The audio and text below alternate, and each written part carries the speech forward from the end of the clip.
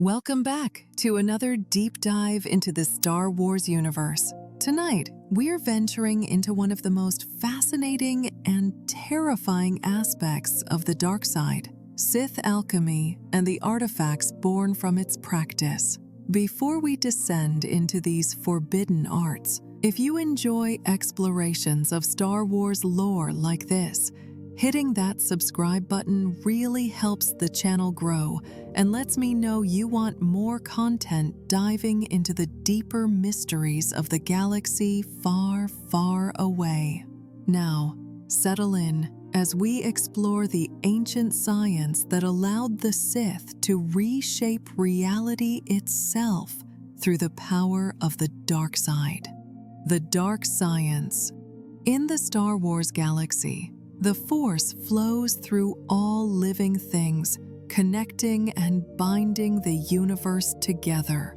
The Jedi seek harmony with this cosmic energy, following its will and maintaining balance. But the Sith have always walked a different path. Where the Jedi see balance to be maintained, the Sith see power to be seized. Where the Jedi seek to understand the Force as it is, the Sith seek to bend it, twist it, remake it according to their will. And perhaps no practice embodies this philosophy more completely than Sith alchemy. Sith alchemy, sometimes called Force alchemy, represents the darkest intersection of science, sorcery, and the Force itself. It's the art of using dark side energies to permanently alter matter and living beings on a fundamental level. Through Sith alchemy, practitioners could create weapons that defied the laws of physics, forge artifacts that channeled immense power, mutate living creatures into monsters, and even attempt to cheat death itself. The practice required not just Force sensitivity, but deep knowledge of metallurgy, biology, chemistry, and ancient rituals passed down through generations of dark side users. The Jedi Order rightfully viewed Sith alchemy as an abomination. It represented everything they stood against: the forced manipulation of the natural order, the corruption of living beings, the creation of objects soaked in dark side energy that could corrupt anyone who touched them. Throughout the galaxy's history, whenever Jedi discovered Sith alchemical artifacts, they made every effort to destroy them or lock them away where they could never be found. Yet despite millennia of such efforts, Sith alchemy never truly disappeared. The knowledge persisted in holocrons, in ancient texts, in the very stones of Sith temples scattered across the galaxy. What made Sith alchemy so dangerous wasn't just the power it could create, but how it worked. The process invariably required sacrifice, suffering, and submission to the dark side. Creating even simple alchemical objects demanded rituals that pushed practitioners deeper into darkness. The more ambitious the project, whether forging a sentient weapon or mutating a living being, the greater the cost. And that cost was always paid in corruption, both of the creator and the created.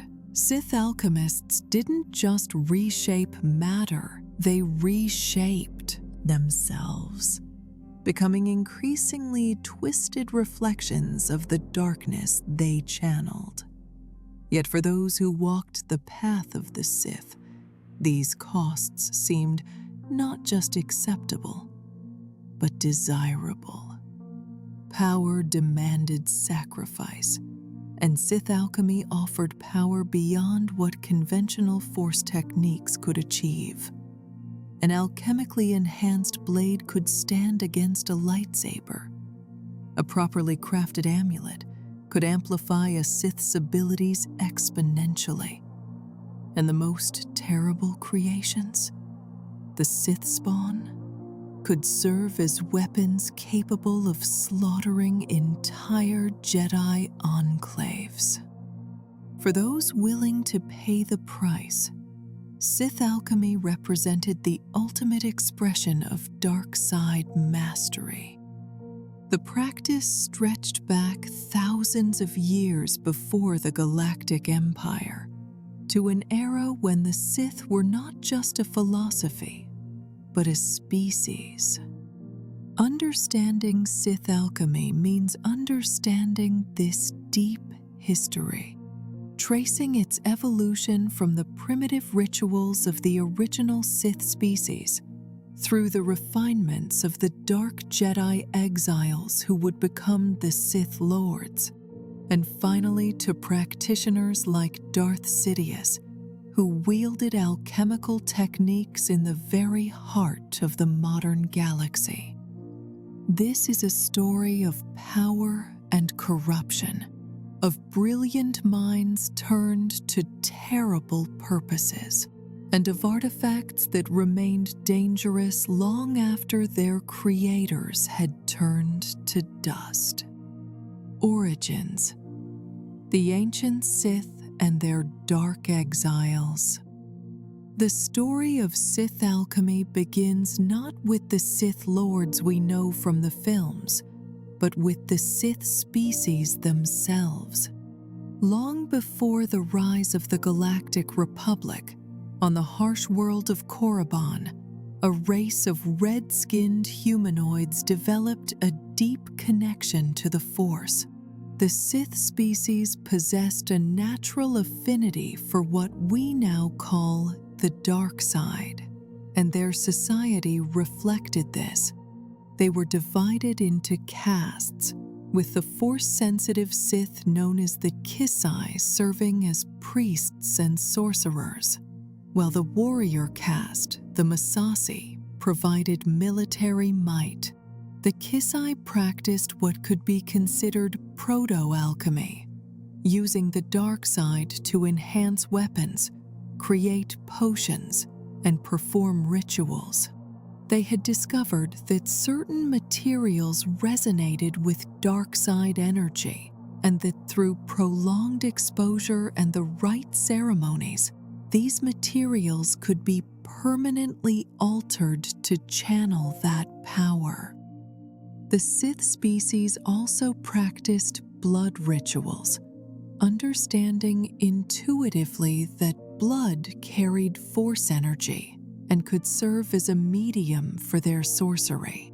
These early Sith created talismans, blessed weapons with dark power, and experimented with altering living creatures, though their methods remained crude compared to what would come later. Everything changed approximately 25,000 years before the Battle of Yavin, when a group of Dark Jedi arrived on Korriban. These fallen Jedi had been exiled from the Republic after losing a conflict known as the 100-Year Darkness. They had embraced the dark side during their war against the Jedi Order, and their defeat left them searching for a new dark home, somewhere they could practice their dark arts without interference. When they discovered the Sith species on Korriban, they found not primitives to be conquered, but kindred spirits who already understood darkness. The Dark Jedi exiles, with their sophisticated knowledge of the Force and advanced technology, fascinated the Sith species. In turn, the exiles were amazed by the Sith's instinctive understanding of dark-side rituals and sorcery. What followed was a remarkable fusion of knowledge. The Dark Jedi brought discipline, structure, and refined Force techniques. The Sith species contributed their alchemical traditions, Their understanding of blood rituals, and their centuries of experimentation with dark side artifacts. Together, they would create something far more powerful than either group could have achieved alone. Among these dark Jedi exiles, one name stands out in the history of Sith alchemy: Sorzus Sin. While others like Ajunta Pall became Dark Lords through conquest, Sorzus Sin pursued mastery through study and experimentation. She delved deep into the Sith species' alchemical knowledge, combining it with her own understanding of the Force. Sin didn't just learn existing techniques, she pushed them further, developing new methods and creating artifacts of unprecedented power. Her chronicle, later preserved in the Book of Sith, revealed a mind that saw living beings as raw material to be shaped, flesh as just another medium for artistic expression. Sorzus Sin's experiments on the Sith species themselves produced the warrior caste known as the Masasi. She used alchemical techniques to enhance their physical prowess, making them larger, stronger, and more aggressive. But this came at a cost to their intelligence and individual will, transforming them into ideal slave warriors who served the Dark Lords without question. This represented one of the fundamental principles of Sith alchemy that would persist throughout its history. Enhancement always came with corruption, and power always demanded sacrifice. Another crucial figure in early Sith alchemy was Bo Vonda, a female Sith alchemist who lived millennia before even the Dark Jedi exiles arrived.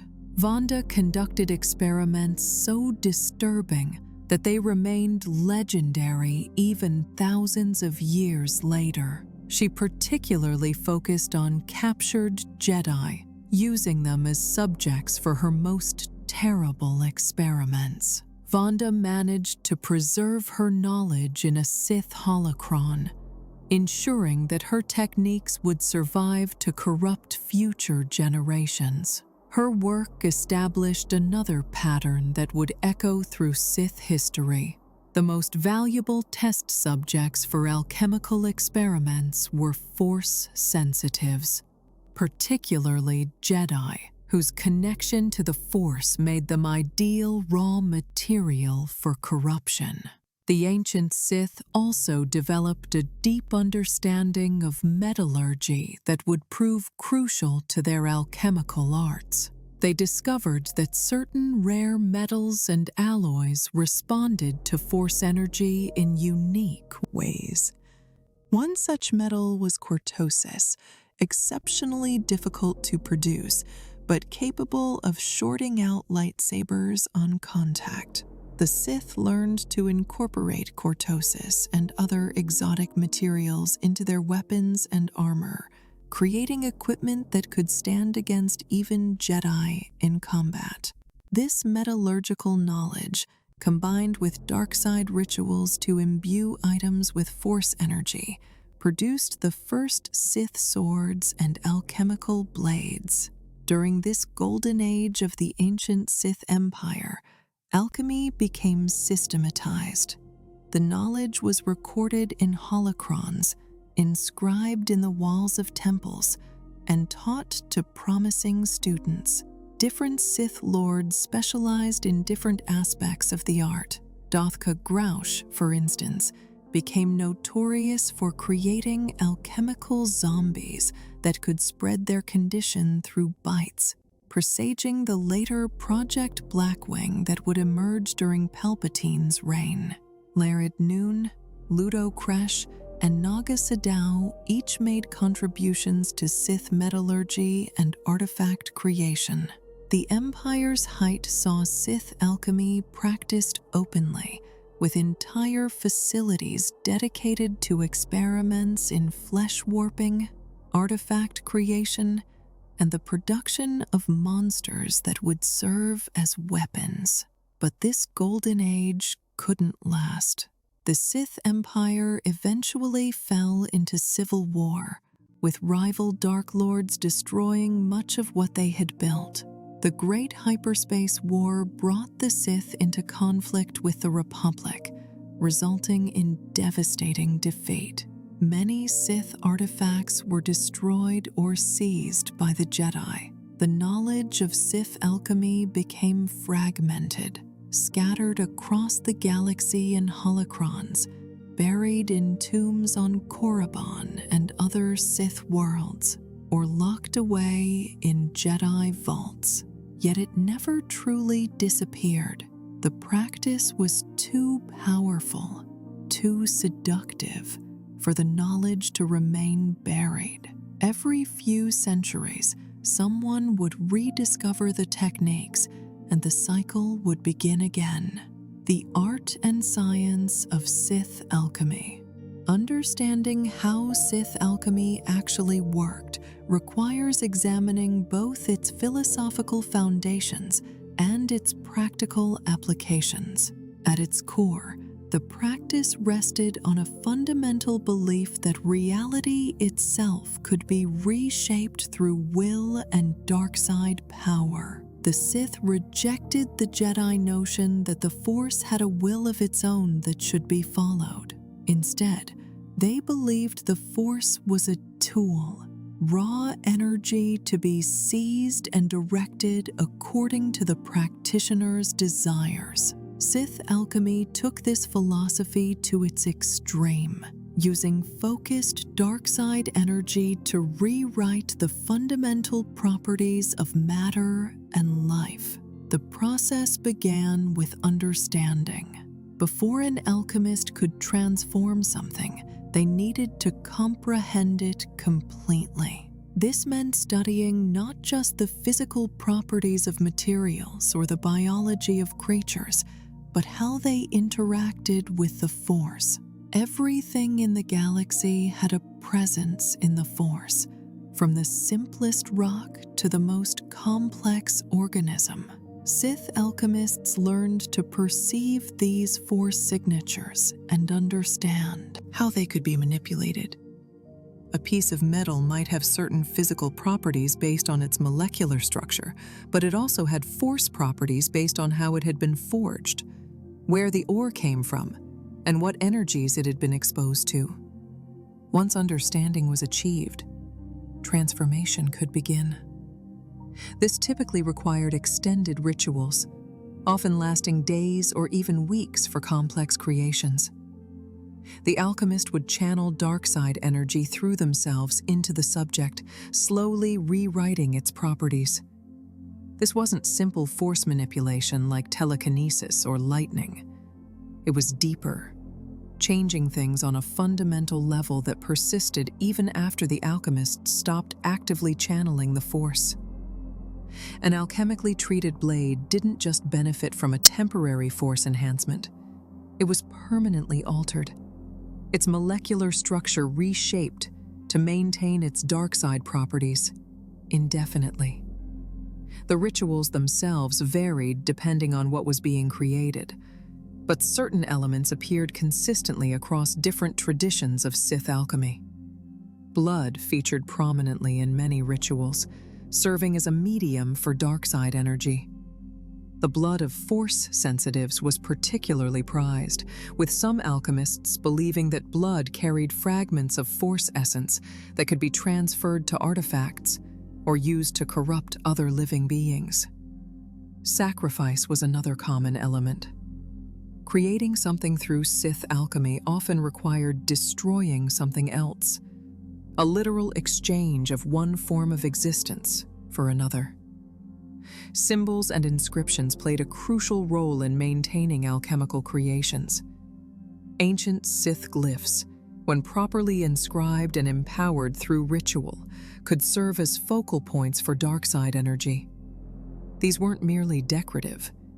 They functioned as conduits, allowing artifacts to draw on ambient dark-side energy to maintain their enhanced properties. This is why Sith artifacts found in tombs often retain their power thousands of years after their creation. The inscribed symbols continued to channel energy from the dark side nexus of the tomb itself, keeping the artifact charged and dangerous. Temperature and environment also mattered. Many alchemical processes required specific conditions. Sith forges, for instance, weren't ordinary smithies. They were constructed at locations strong in the dark side, often incorporating materials that naturally resonated with dark energies. The heat came not just from conventional fires, but from channeled force energy, creating temperatures that could reshape matter in ways impossible through mundane means. Albrecht, the Sith alchemist who would later repair Kylo Ren's helmet, made use of such an ancient Sith forge in his work, demonstrating that these facilities remained functional even thousands of years after their creation. The mental state of the alchemist during the process was equally important. Creating something through Sith alchemy required total focus and complete submission to the dark side. Any hesitation, any moment of doubt or compassion could cause the ritual to fail or produce unpredictable results. This is why Sith alchemy was considered so dangerous, not just for its products, but for its practitioners. Each act of creation pushed the alchemist deeper into darkness. The more powerful the creation, the more profound the corruption required to achieve it. Different materials responded to alchemical treatment in different ways. Metals, for instance, could be imbued with properties that allowed them to resist lightsabers or channel force energy. Organic materials, like leather or bone, could be enhanced to provide protection beyond their physical durability, creating armor that defended against both conventional weapons and force attacks. Living tissue was the most complex to work with, requiring the alchemist to carefully balance the enhancement of desired traits against the risk of the subject dying or transforming in uncontrolled ways. The knowledge required for effective Sith alchemy was extensive and specialized. An alchemist needed to understand metallurgy, biology, chemistry, and the Force. They needed to memorize rituals, learn ancient languages to properly inscribe glyphs, and develop the physical and mental stamina to maintain focus during extended ceremonies. This is why true masters of Sith alchemy were rare even among the Sith. Most darkside users could perhaps create simple alchemical objects with the right instructions, but the greatest works required decades of study and practice. One of the most insidious aspects of Sith alchemy was how it could corrupt those who merely came into contact with its products. An alchemically created artifact didn't just possess dark side energy. It actively radiated that energy, influencing anyone nearby. Jedi who discovered Sith amulets often reported feeling ill or disturbed in their presence. Even those without Force sensitivity could be affected, experiencing nightmares, paranoia, or sudden violent impulses when near powerful Sith artifacts. The artifact didn't need to be activated or wielded. Its mere existence warped the Force around it, creating a zone of darkness that could gradually corrupt even well-intentioned individuals. This corruption could compound over time. An artifact that had been used to commit atrocities absorbed those acts into itself, becoming even more powerful and more dangerous. A Sith sword that had killed 100 Jedi wasn't just a weapon. It was a reservoir of death and suffering that could amplify its wielder's dark side powers. This created a kind of feedback loop where powerful artifacts became progressively more potent the more they were used for evil purposes. Some of the most dangerous Sith artifacts discovered by the Jedi had absorbed so much dark energy over centuries or millennia that they seemed almost alive, possessing a malevolent will of their own. Sith holocrons, pyramids of forbidden power. Among all the creations of Sith alchemy, perhaps none were more significant than Sith holocrons. These pyramid-shaped devices served as repositories of dark side knowledge, preserving the teachings and personalities of ancient Sith lords for millennia. Where Jedi holocrons took the form of crystalline cubes and contained wisdom freely shared with any Jedi who accessed them, Sith holocrons were designed to be both more secure and more dangerous. They could only be opened by those strong in the dark side, and the knowledge they contained was often deliberately designed to corrupt the unwary. Creating a Sith holocron was among the most challenging and complex achievements of Sith alchemy. The process began with acquiring specific rare crystals that had unique properties, allowing them to store information and force energy. These crystals had to be perfectly aligned in a precise matrix, a geometric arrangement so exact that even the slightest error would cause the entire structure to collapse. This crystal matrix formed the foundation of the holocron, the lattice within which vast amounts of knowledge could be stored, and the creator's cognitive essence could be preserved. Once the crystal matrix was successfully constructed, the creator could focus on the outer design of their holocron. This wasn't merely aesthetic. The holocron's surface had to be inscribed with ancient Sith symbols, glyphs unique to the creator and empowered through a ceremony known as the Rituals of Invocation. During these rituals, dark side energy was channeled into the inscribed symbols, imbuing them with power and binding them to the crystal matrix within. The symbols served multiple purposes.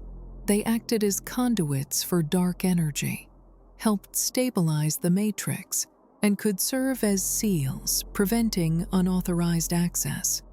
The rituals of invocation were physically and mentally exhausting, requiring the creator to maintain perfect concentration while channeling immense dark side power. The timing of these rituals was critical. They had to be performed after the matrix was constructed, but before the creator's essence was trapped within. If performed too early, the energy within the symbols would fade, causing the network to degrade and the matrix to fail.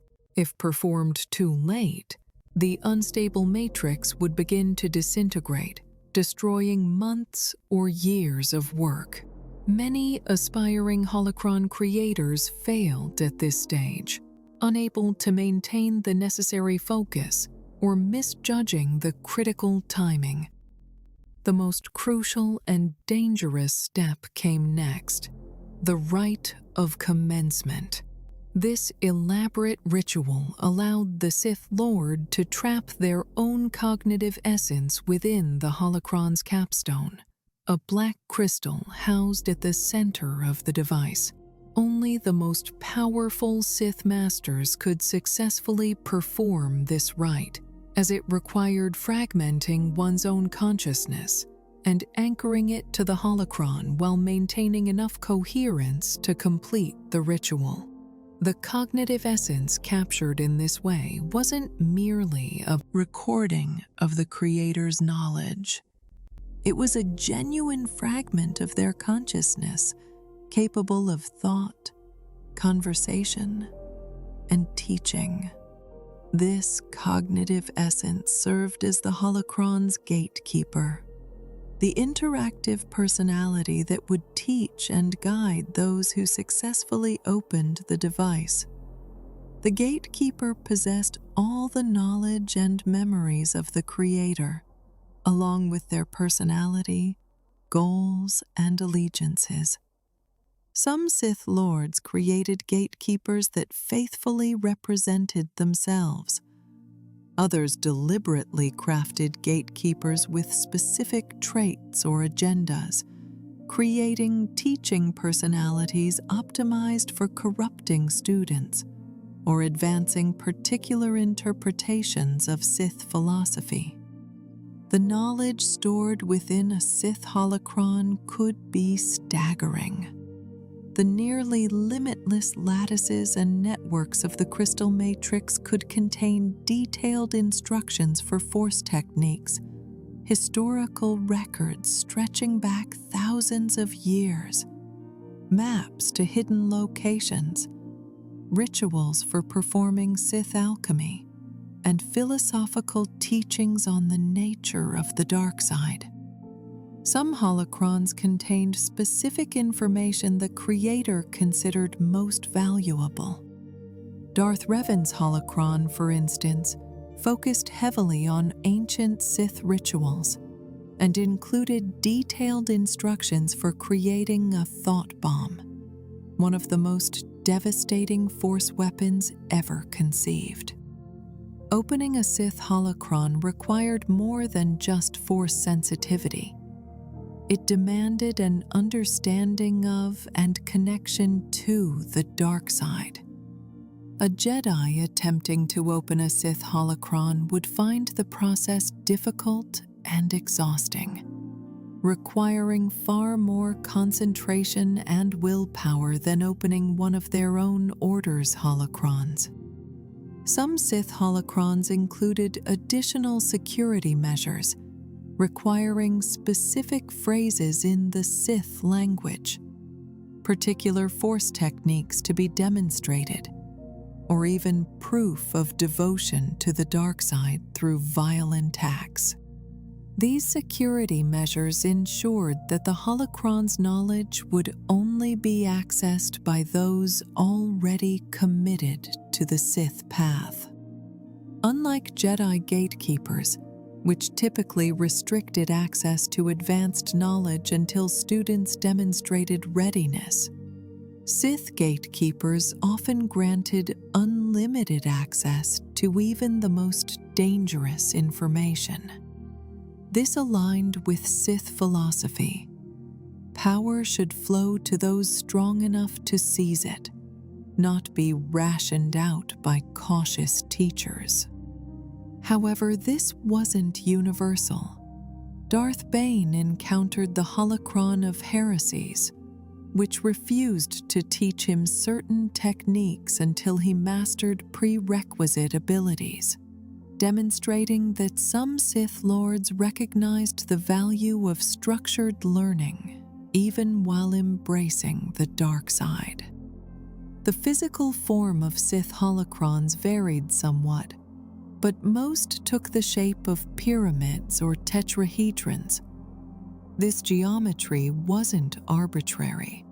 The pyramid shape had symbolic significance in Sith philosophy, representing the hierarchy of power, with the strongest at the apex.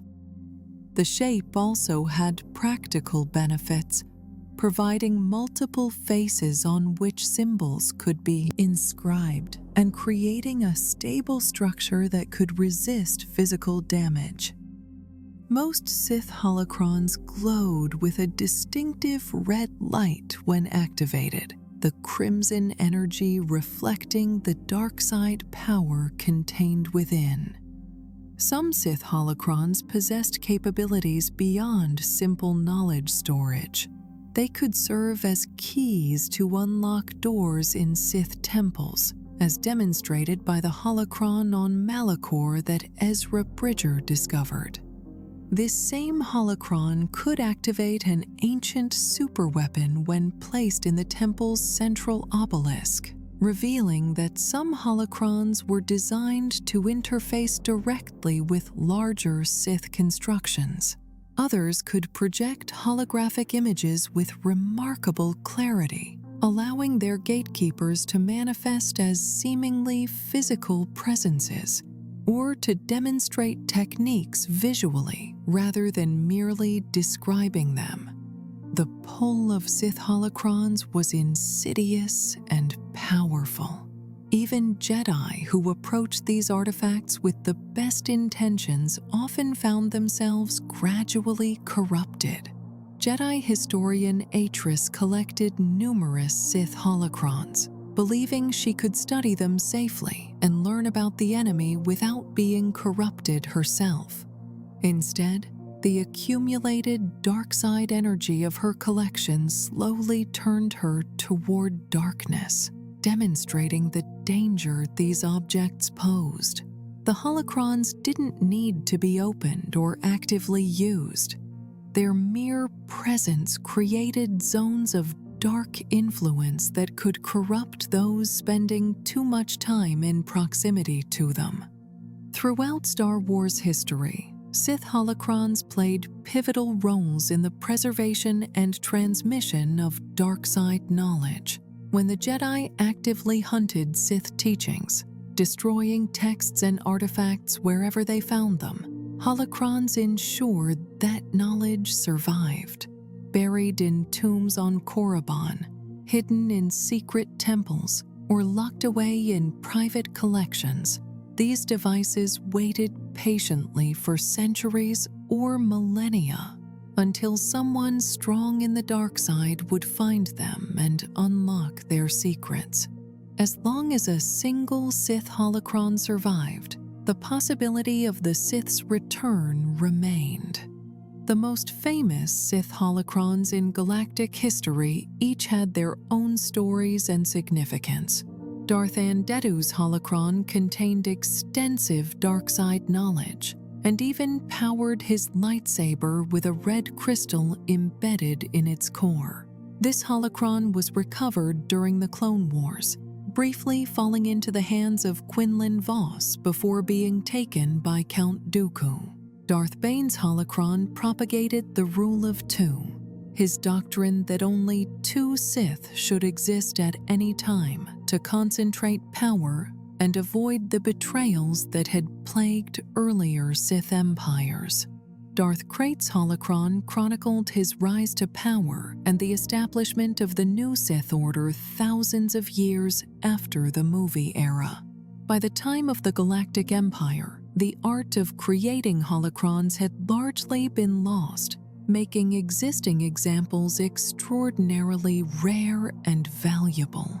Most surviving Sith holocrons were stored in the Jedi archives on Coruscant, where the Jedi hoped to keep them secure and study them safely. When Darth Sidious initiated Order 66 and the Great Jedi Purge, many of these holocrons were destroyed or fell into his hands, concentrating an unprecedented amount of Sith knowledge under a single Dark Lord's control. Yet even Sidious didn't possess all holocrons.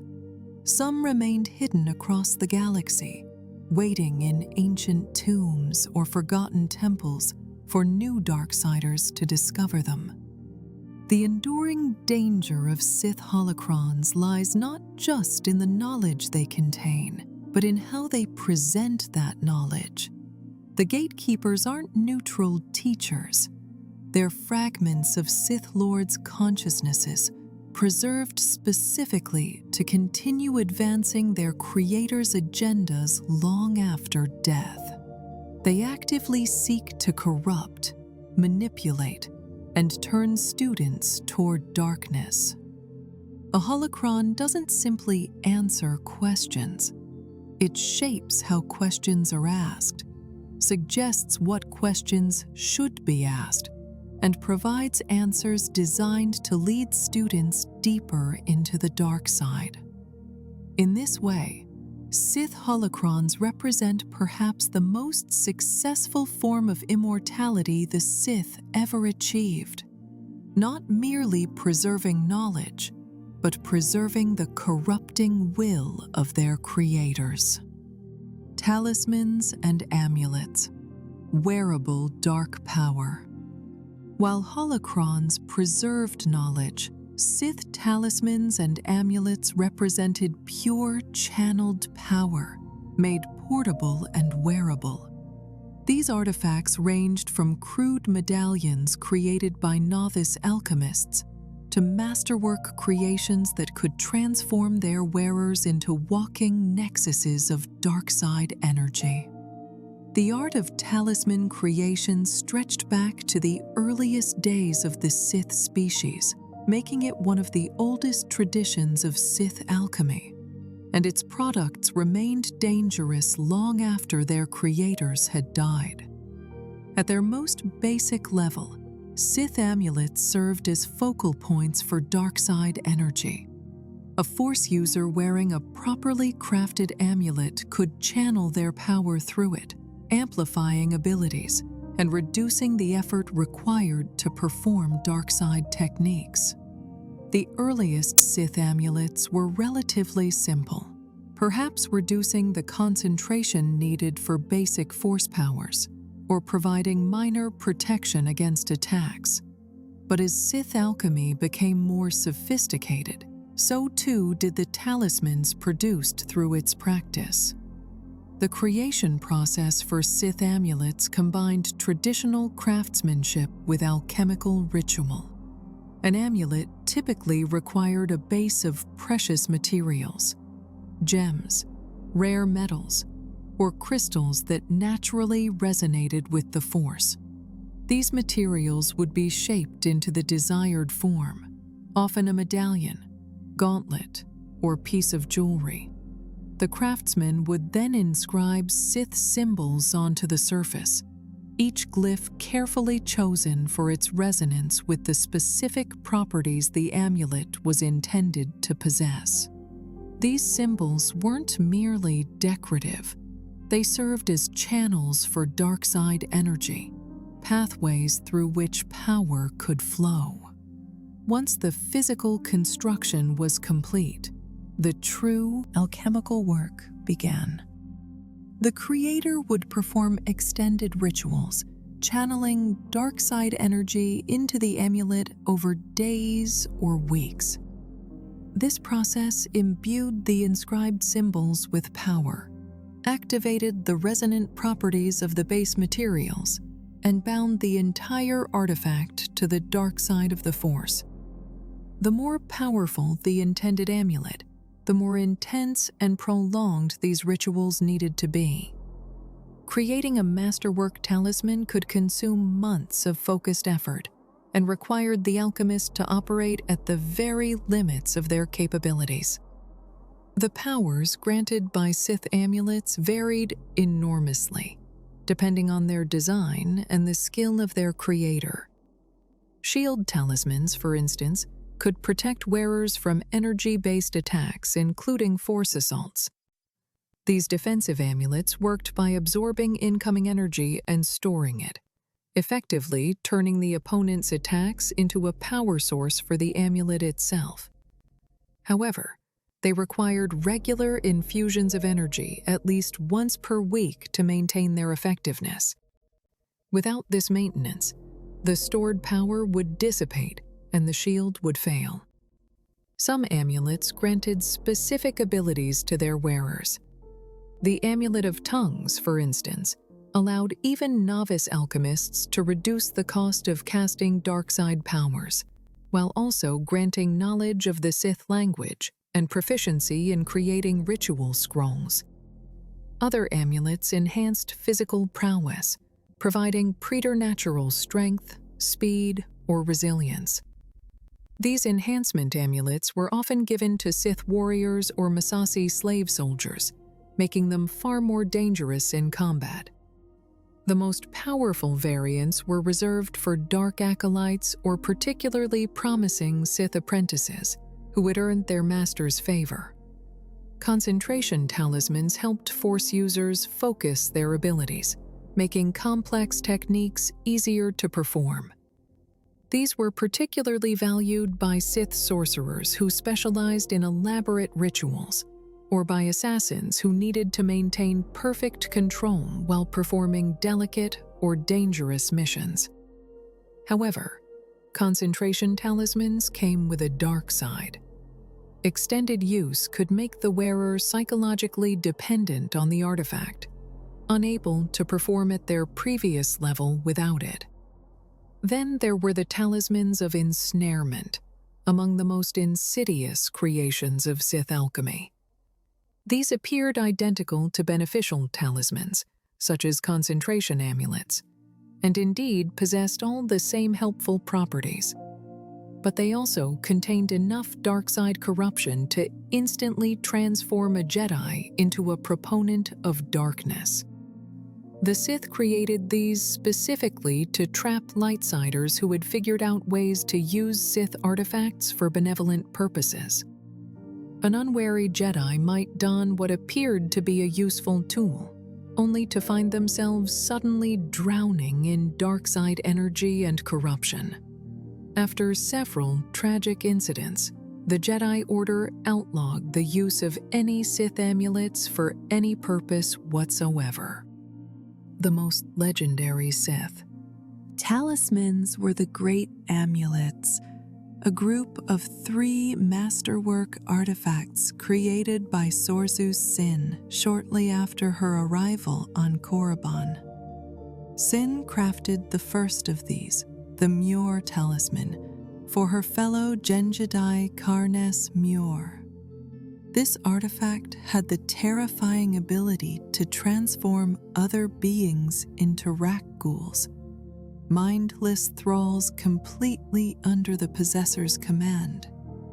More than just a weapon, the Muir Talisman served as a vessel for Karnes Muir's spiritual essence, granting him a form of immortality.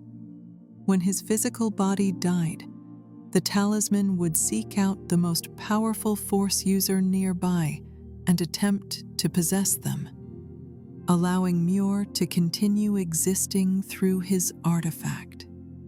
The Muir Talisman's history exemplified the enduring danger of Sith artifacts.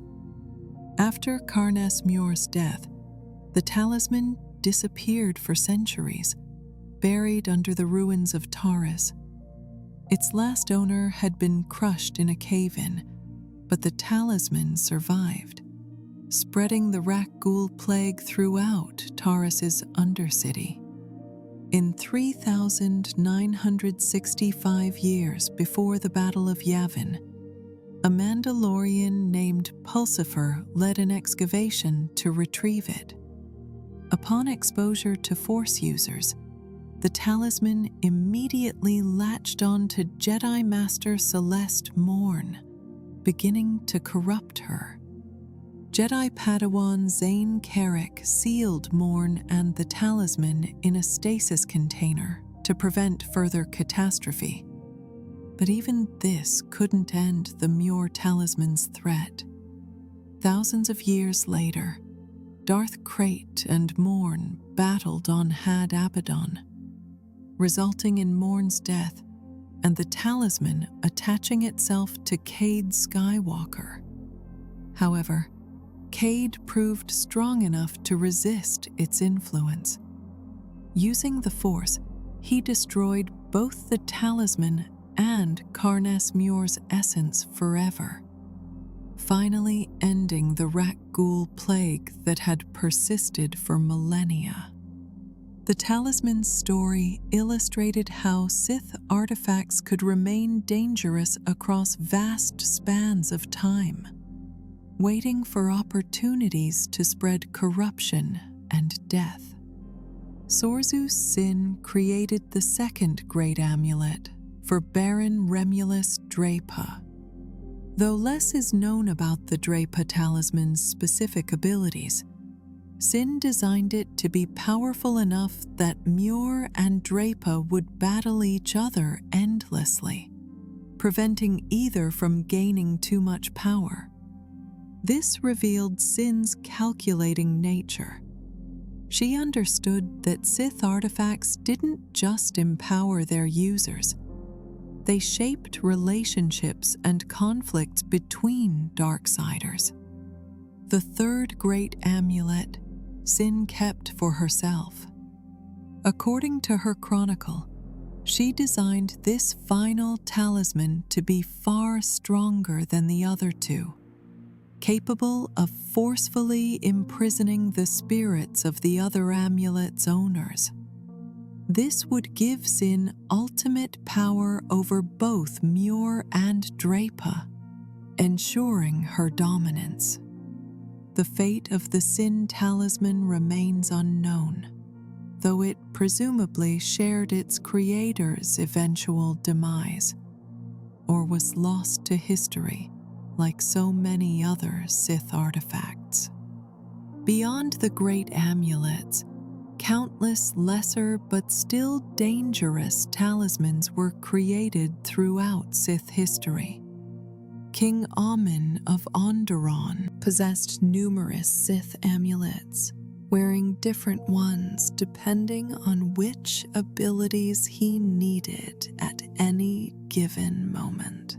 His collection illustrated how Sith lords often accumulated multiple talismans rather than relying on a single artifact, creating personal arsenals of dark side power. Exar Kun, one of the most powerful Sith lords of the Old Republic era, also made extensive use of Sith amulets, particularly during his campaigns against the Jedi Order.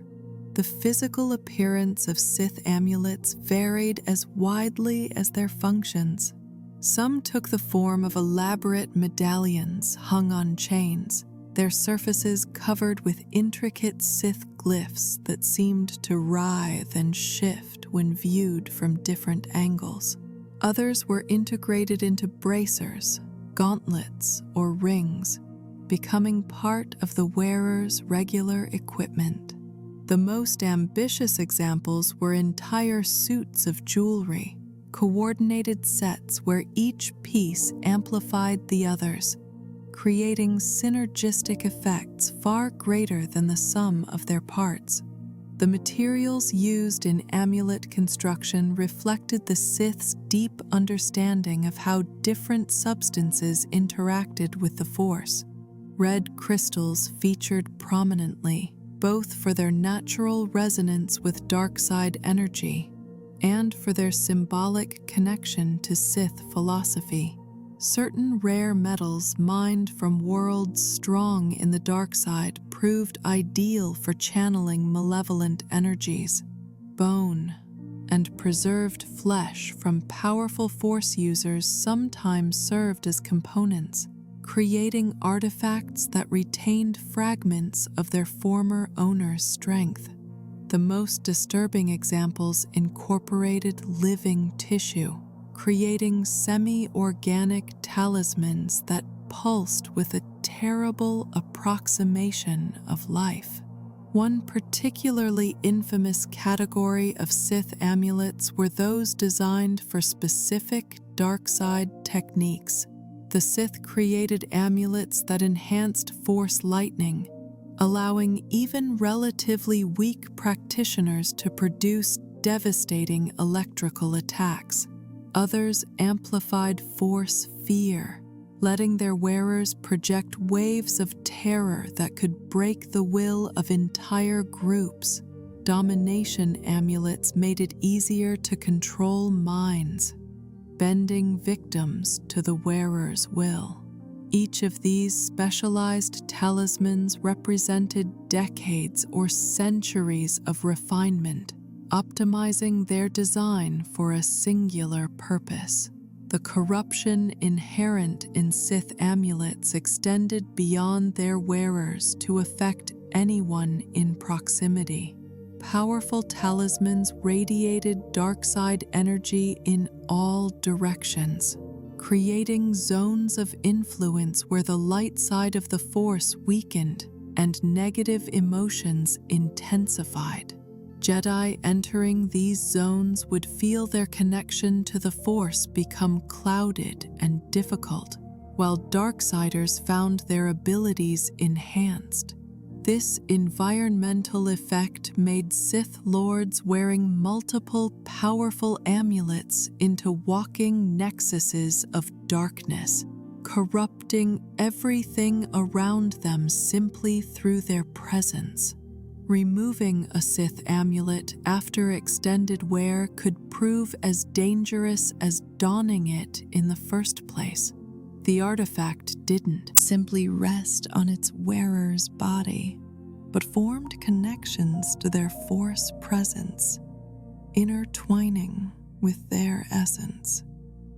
Forcibly removing a powerful talisman could cause severe Force shock, potentially killing the wearer or driving them insane. This dependency was sometimes deliberate, a method Sith Lords used to ensure loyalty from subordinates. An apprentice given a powerful amulet would become dependent on it, unable to remove it without their master's assistance, creating another chain binding them to their Dark Lord. The Jedi Order's stance on Sith amulets was unambiguous. These artifacts should be destroyed whenever possible, sealed away when destruction proved impossible. The Jedi archives on Coruscant contained a heavily secured vault where confiscated Sith talismans were stored, each one isolated from the others and surrounded by multiple layers of security. Even stored separately and sealed, the accumulated dark side energy from this collection created a zone of discomfort that Jedi avoided whenever possible. Some masters argued that the artifacts should be launched into stars or thrown into black holes, but others insisted that preserving them for study was necessary to understand and counter Sith techniques. This debate was rendered moot when Darth Sidious orchestrated the fall of the Jedi Order.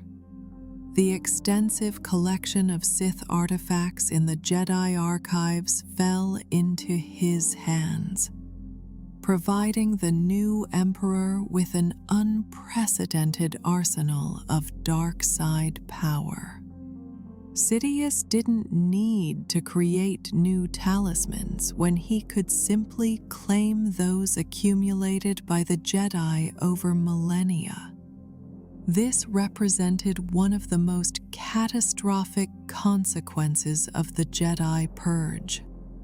Thousands of years of Sith artifacts, collected and contained at great cost, suddenly controlled by a Dark Lord who could use them to their full potential. In the modern era, Sith amulets continue to surface occasionally, discovered in ancient tombs, retrieved from crashed ships, or uncovered in archaeological excavations. Each discovery represents a potential crisis, a chance for dark side power to corrupt a new generation. Even those who find such artifacts with the best intentions, perhaps hoping to sell them to collectors or donate them to museums, risk becoming the amulet's victims. The artifacts don't care about their bearers' intentions. They corrupt everyone equally, slowly or quickly depending on the wearer's Force sensitivity and strength of will. Alchemical weapons and armor. While talismans concentrated dark side power into wearable forms, Sith alchemists also turned their skills toward creating weapons and armor enhanced through the dark side.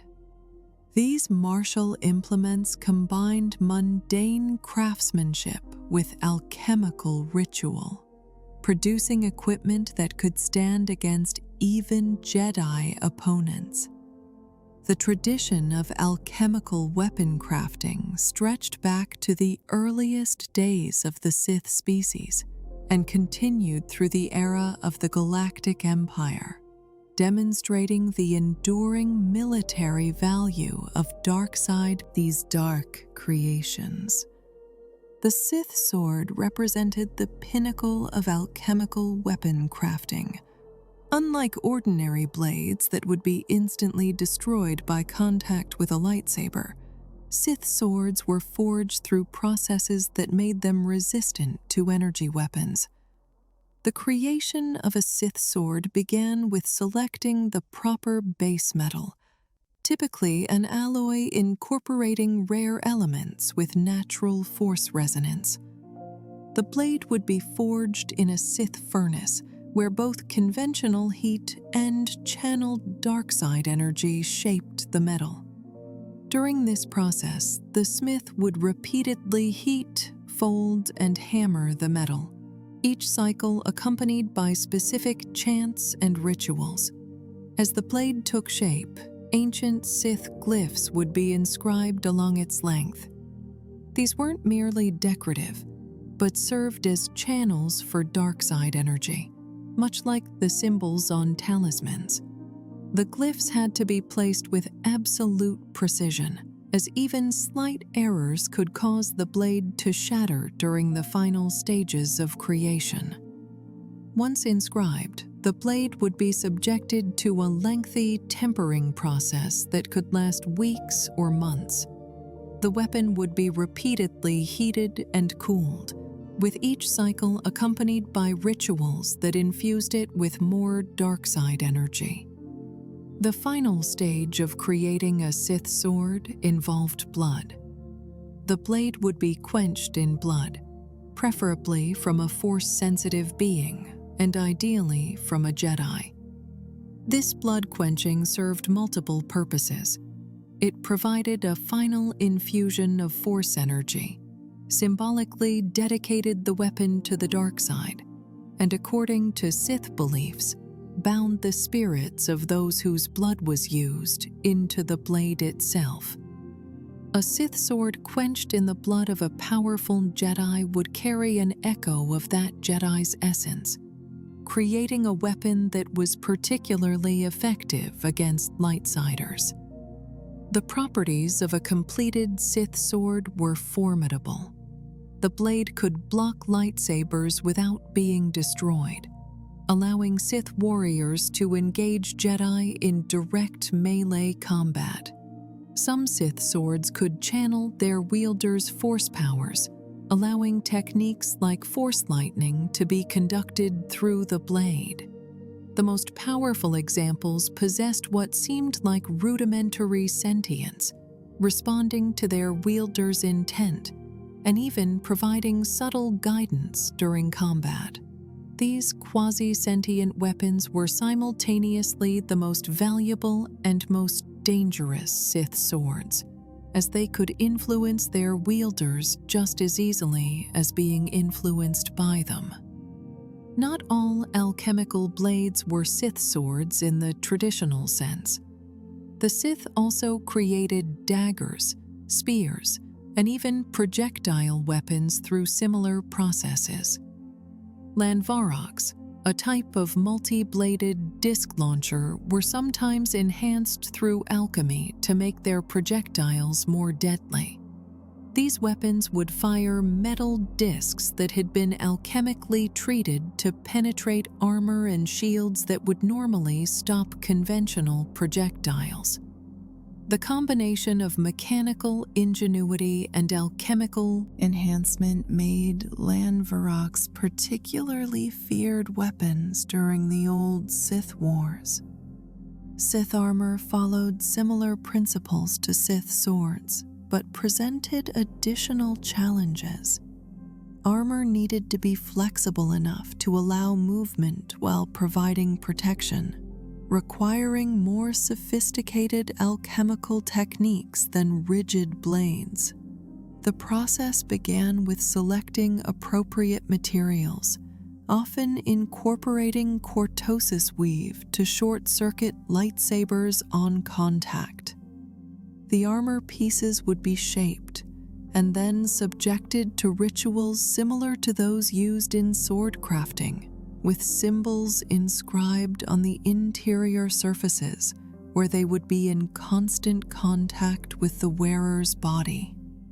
The most advanced Sith armor didn't just provide physical protection, but could actively defend against Force attacks.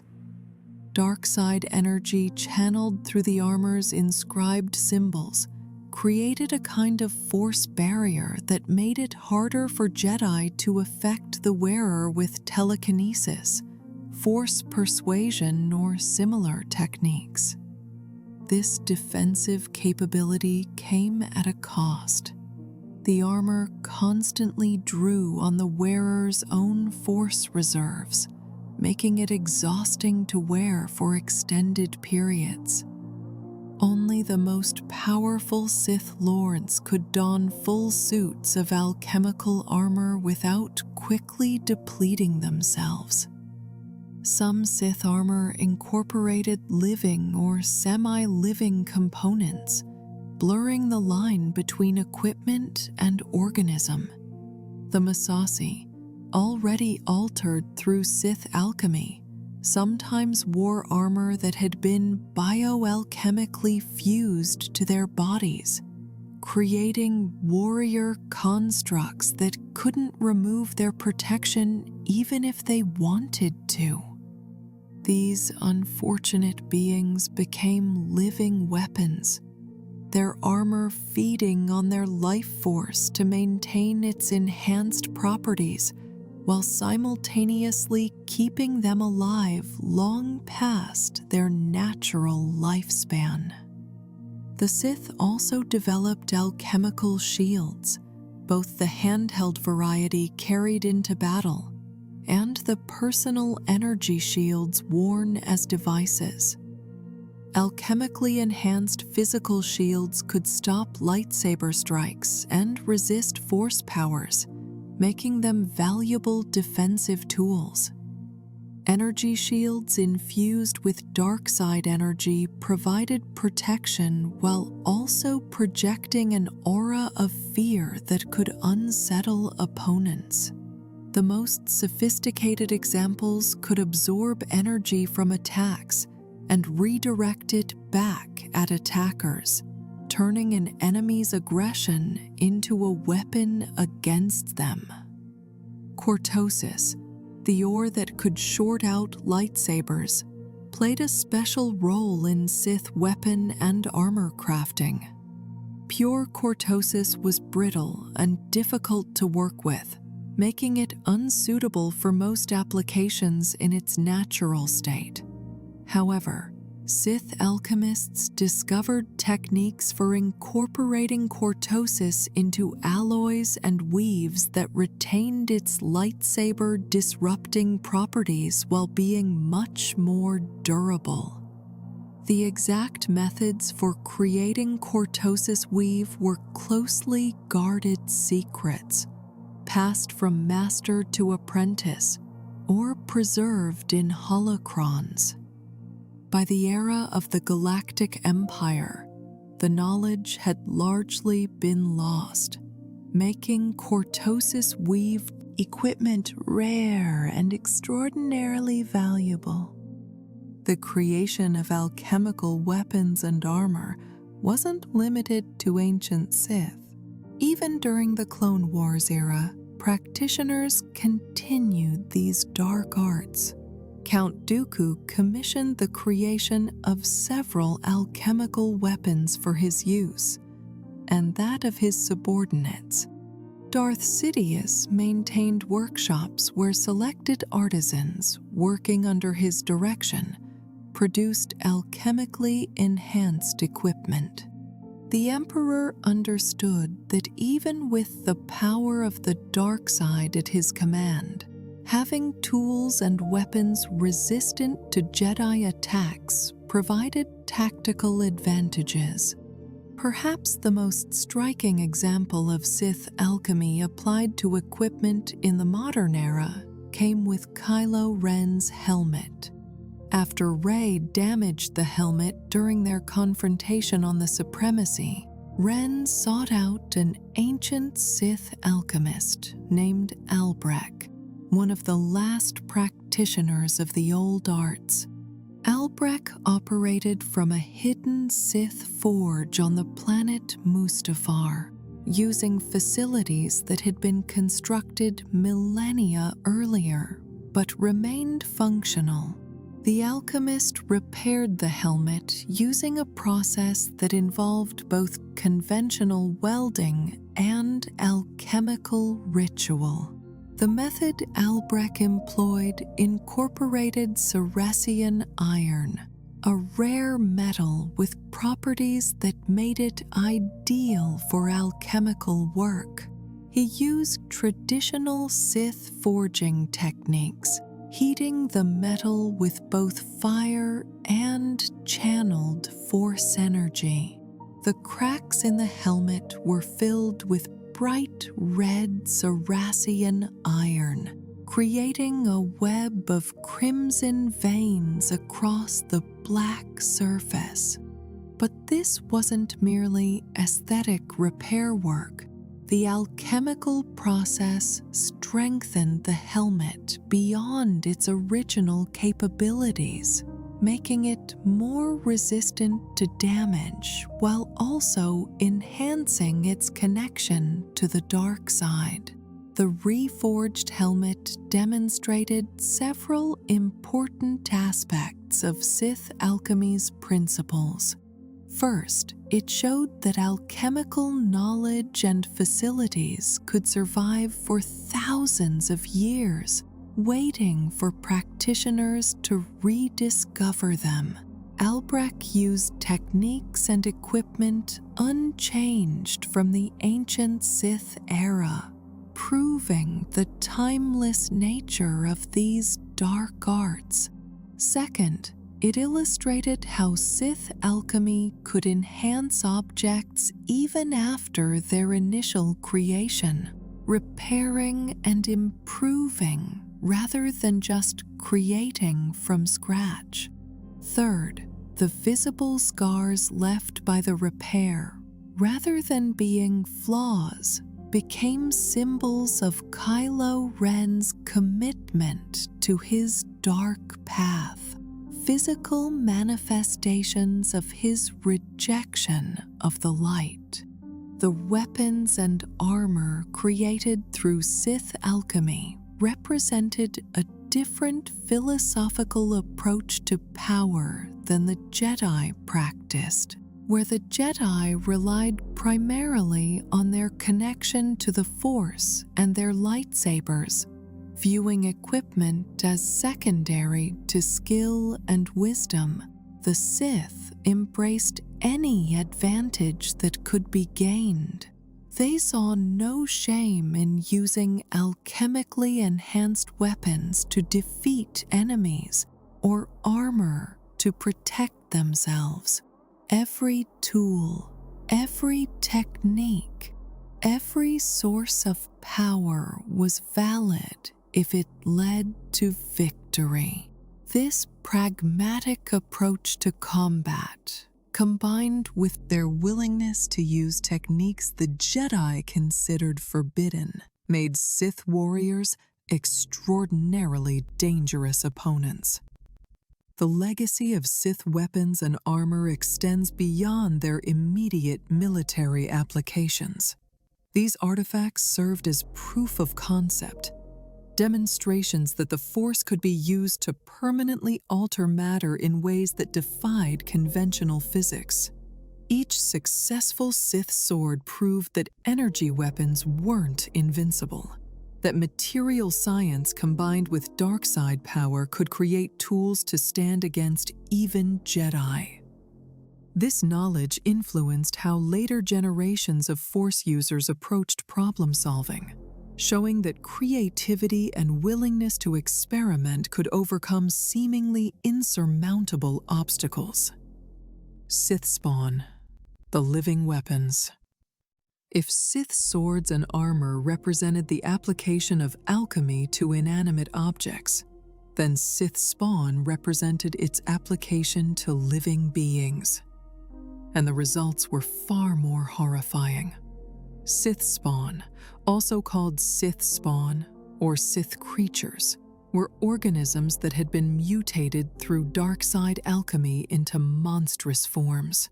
These creatures served as weapons, guards, and test subjects, demonstrating the Sith's complete willingness to corrupt and reshape life itself in pursuit of power. The creation of Sith spawn followed principles similar to those used for artifacts but applied to living tissue. The process began with selecting appropriate base creatures. Sith alchemists favored species that already possessed desirable traits: strength, ferocity, regeneration, or natural weapons. These creatures would then be subjected to extended alchemical treatments designed to enhance their positive qualities while suppressing or eliminating unwanted characteristics. The process was invariably agonizing for the subjects, who had to remain alive throughout the transformation as their bodies were restructured at a fundamental level. Unlike artifact creation, which could be done in stages with breaks between rituals, the creation of Sith spawn required continuous alchemical treatment until the transformation was complete.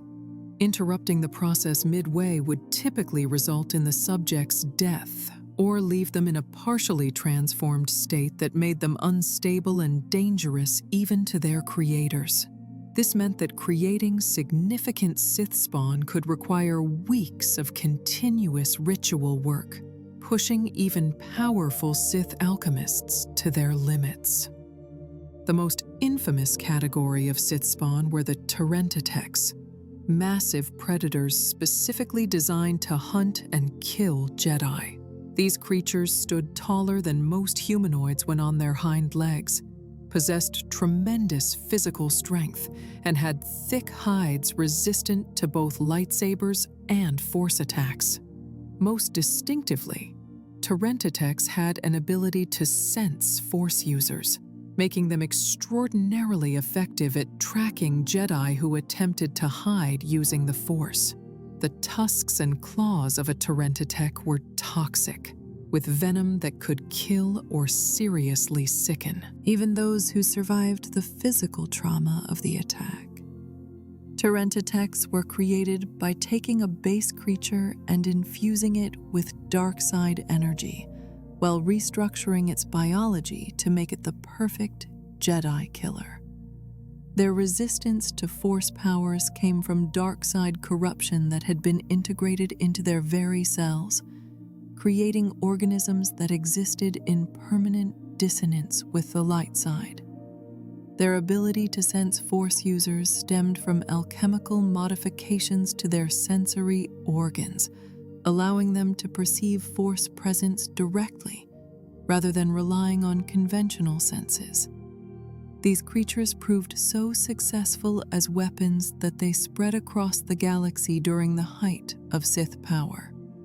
Terentatex were deployed to Sith temples and tombs as guardians, left on planets to hunt Jedi, and even released into wild populations where they would breed and create persistent threats. The species became self-sustaining, continuing to hunt Force users long after the Sith Lords who created them had died.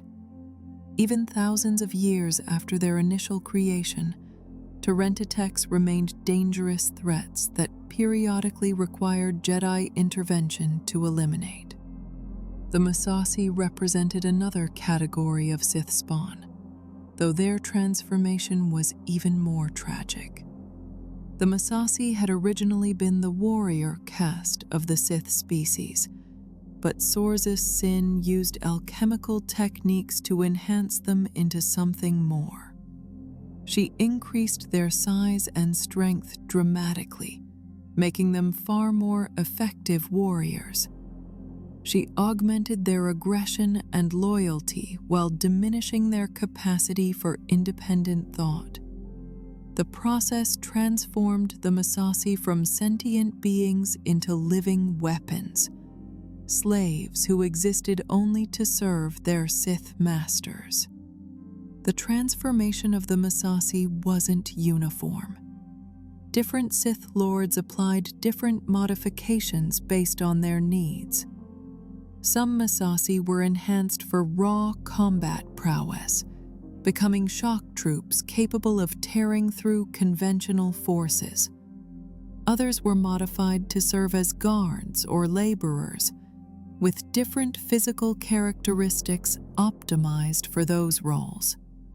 The most disturbing examples were Massassi who had been altered to serve as living batteries. Their force presence drained continuously to power Sith rituals or artifacts. Chrysalides represented an even more disturbing form of Sith spawn. These creatures were created by taking humanoid subjects, often prisoners or failed Sith apprentices, and subjecting them to alchemical transformations so radical that they barely resembled their original forms. The process wrapped the subject in a kind of cocoon while dark side energies restructured their bodies. When the chrysalid emerged, it was a creature of nightmare, twisted, powerful, and utterly devoted to its creator. These beings retained fragments of their original intelligence, making them more versatile than purely bestial Sith spawn, but also making their existence more tragic, as they remained dimly aware of what they had been. The Rakghoul plague deserves special mention as one of the most persistent and terrible products of Sith alchemy.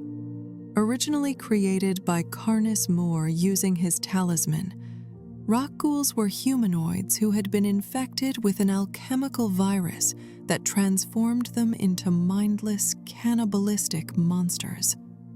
The Rakghoul plague spread through bites, turning victims into new Rakghouls within hours.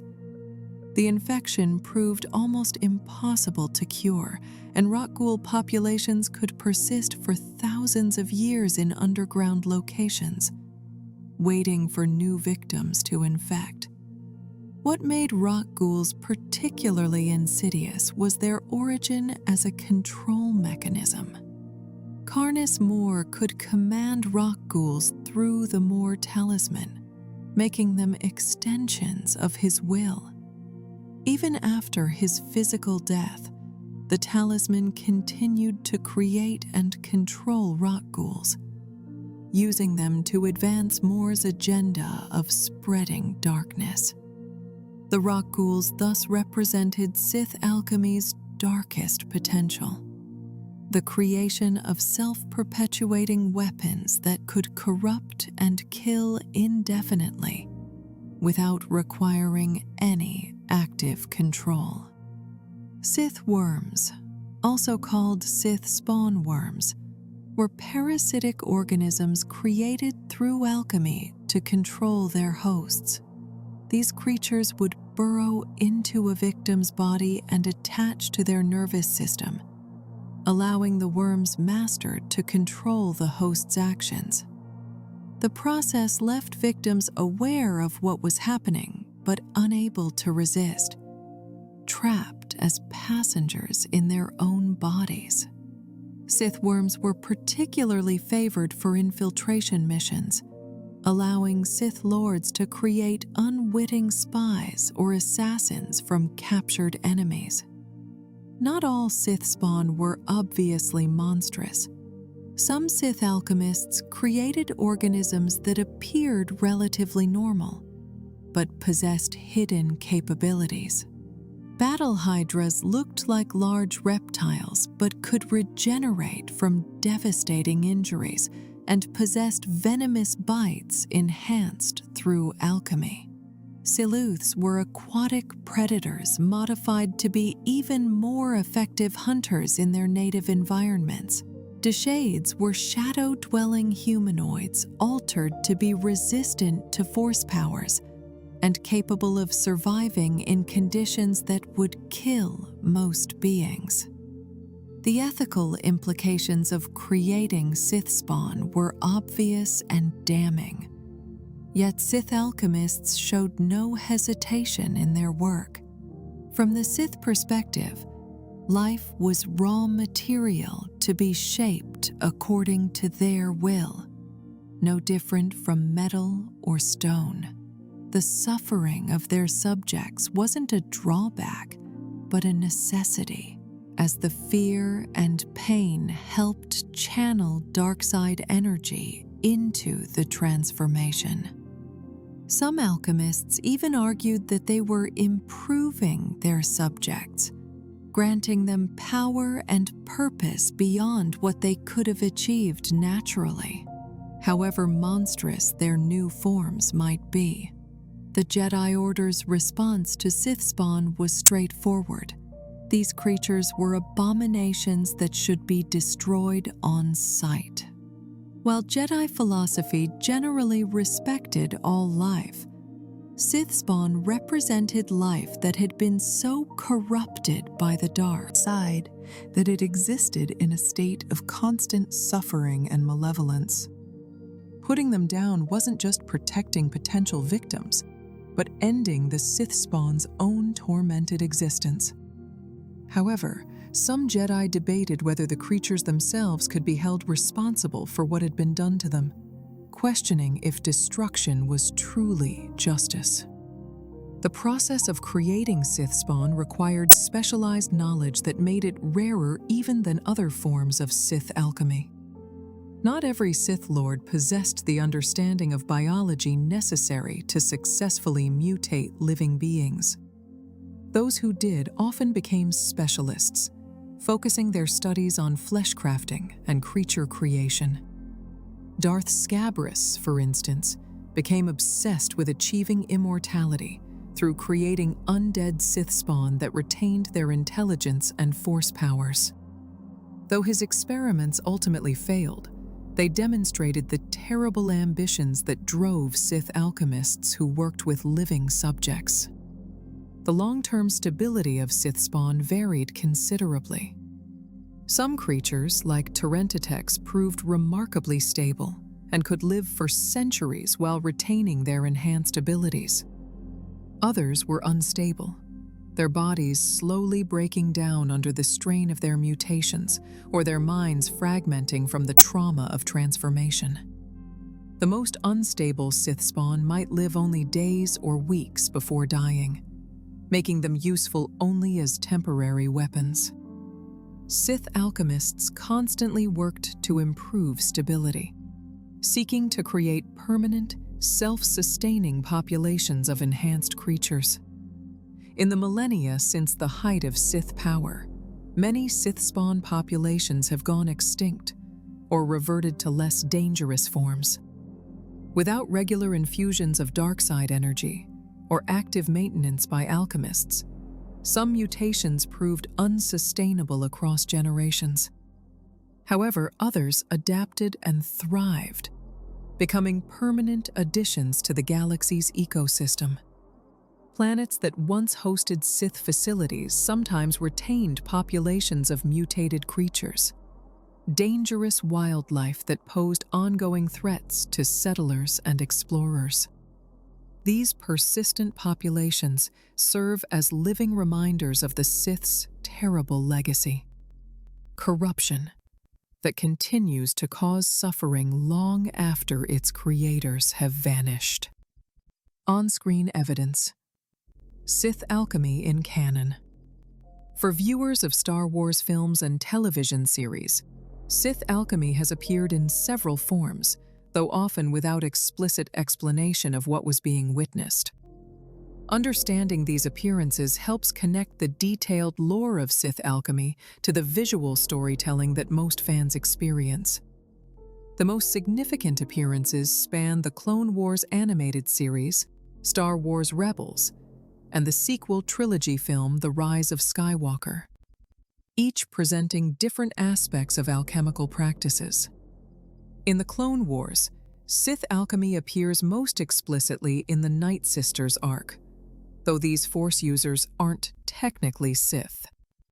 The Night Sisters of Dathomir practiced their own tradition of Force magic that shared many similarities with Sith alchemy, using dark-side energy to transform matter and resurrect the dead.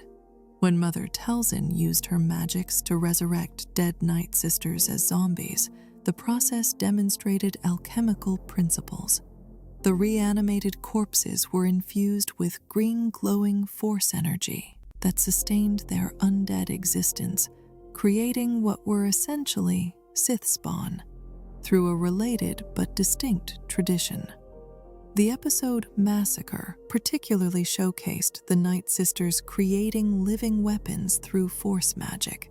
When General Grievous attacked Dathomir, Mother Talzin raised an entire army of undead Night Sisters to defend against the droid forces.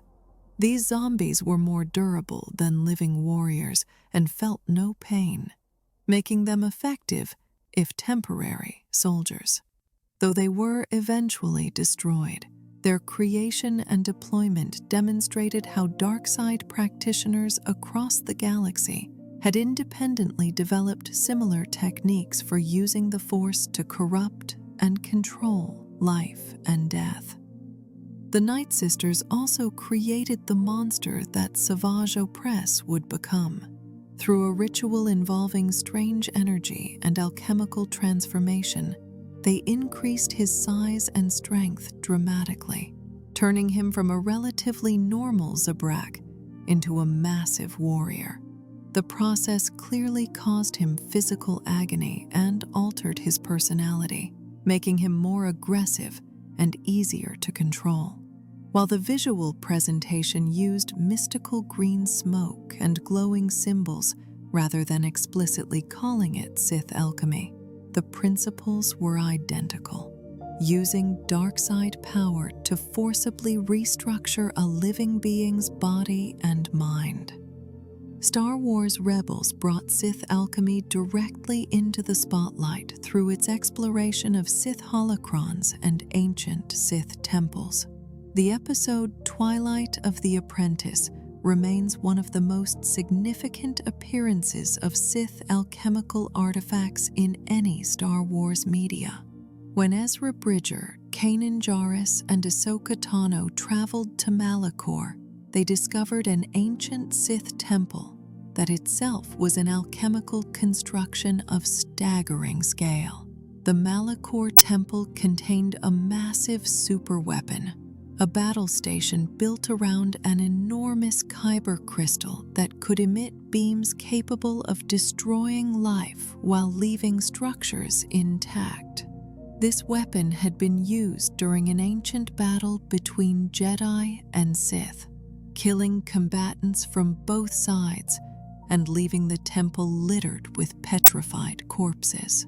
The weapon's operation required a Sith holocron to be placed in a specific slot in the temple's central obelisk, demonstrating how holocrons could serve as keys to larger alchemical constructs.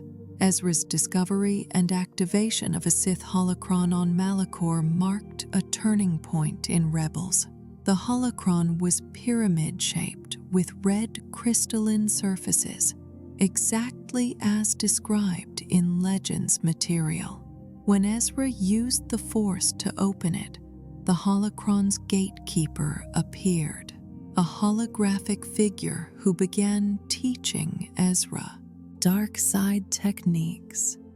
The holocron actively attempted to corrupt Ezra, offering him power and knowledge in exchange for his continued use of the dark side. This perfectly demonstrated the insidious danger of Sith holocrons. They weren't neutral teaching tools, but actively malevolent artifacts designed to spread darkness. The subsequent episodes showed Ezra becoming increasingly obsessed with the holocron, using it to improve his abilities, but also growing more aggressive and willing to employ darkside techniques. The holocron's influence on Ezra was subtle but persistent, gradually pushing him toward darkness through seemingly helpful teachings. This storyline perfectly illustrated how Sith artifacts corrupt their users, not through sudden transformation, but through gradual erosion of principles and increasing moral compromise. Kanan and the Bendu, a Force-sensitive being on Atollon, eventually convinced Ezra to surrender the holocron. But even after he stopped actively using it, the artifact continued to influence events. When Darth Maul sought to use both the Sith holocron and a Jedi holocron in combination, he created a dangerous convergence of light and dark side energies that allowed him to see visions of the future. This demonstrated another aspect of Sith artifacts. Their interaction with other Force-sensitive objects could produce unpredictable and dangerous results. The rise of Skywalker brought Sith alchemy into the sequel trilogy through several elements, though the film's fast pace left much unexplained. The most visible example was Kylo Ren's reforged helmet, which, as discussed earlier, was repaired by the Sith alchemist Albrecht using ancient techniques. The visual presentation of the repair process in supplementary materials showed Albrecht working in a Sith forge, using equipment that glowed with dark red energy, clearly meant to represent the combination of conventional smithing and alchemical ritual. Darth Sidious's survival and the creation of his clone bodies on Exegol involved Sith alchemy principles, though the film didn't fully explain the process. The Sith Eternal, a cult of Sith loyalists, maintained alchemical facilities on Exegol where they worked to resurrect their master and construct his Final Order fleet. The grotesque state of Sidious's body, held together by machinery and dark side power, suggested that the cloning process hadn't worked perfectly, requiring ongoing alchemical maintenance to keep him functional. The Sith throne room on Exegol contained numerous artifacts and equipment that reflected Sith alchemical traditions. Strange devices surrounded Sidious's throne, possibly alchemical tools used in his resurrection. The chamber itself was built at a location strong in the dark side, a typical requirement for Sith alchemical work. The cult members who served Sidious wore robes marked with Sith symbols, suggesting they had at least basic knowledge of Sith rituals and alchemy, even if they weren't all Force-sensitive themselves. The Kyber crystal dagger that served as a key to navigating Exegol storms represented another alchemical artifact. This dagger had been designed to line up with the ruins of the Death Star II specifically from one location, creating a navigational tool that only worked under specific conditions. While not as overtly alchemical as a Sith sword, the dagger's connection to the dark side and its role as a key to reaching Exegol suggested it had been crafted using at least some alchemical techniques to enhance its function. The Sith Star Destroyers of the Final Order fleet, each equipped with planet-destroying super lasers, could be considered products of Sith alchemy on an industrial scale. While built using conventional shipyard facilities, the integration of weapons capable of such destruction required more than just engineering. The Sith Eternal had to tap into dark side knowledge to create weapons that could literally crack planets, suggesting that the fleet's construction involved at least some alchemical principles applied to technology. Throughout these on-screen appearances, certain patterns emerge. Sith alchemy always requires specific locations strong in the dark side, whether it's the Night Sisters Temple on Dathomir, the ancient Sith Temple on Malachor, or the hidden facilities on Exegol. These dark practices need appropriate settings. The rituals always involve visible manifestations of dark side energy, whether presented as glowing red light, green Night Sister magic, or the crimson lightning of Sidious's power. And the products of alchemy, whether undead warriors, reforged helmets, or teaching holocrons, always carry a taint of darkness that persists long after their creation. These visual representations, while sometimes simplified for storytelling purposes, remain faithful to the core concepts of Sith alchemy as established in Legends material. The artifacts corrupt their users. The rituals require sacrifice and suffering. The locations matter, and the results are always dangerous, not just to the Sith's enemies, but potentially to the practitioners themselves. By showing rather than telling, these episodes and films made Sith alchemy tangible for audiences who might never read supplementary materials, bringing ancient dark side practices into the main narrative of Star Wars. The price of dark knowledge. Throughout this exploration of Sith alchemy and its artifacts, one theme emerges consistently. Every use of these dark arts demands a price. This cost manifests in multiple forms, affecting not just the immediate practitioners, but rippling outward to touch everyone and everything connected to alchemical creations. Understanding these costs is essential to comprehending why the Jedi so vigorously opposed Sith alchemy, despite its undeniable power. The most obvious cost is corruption of the practitioner.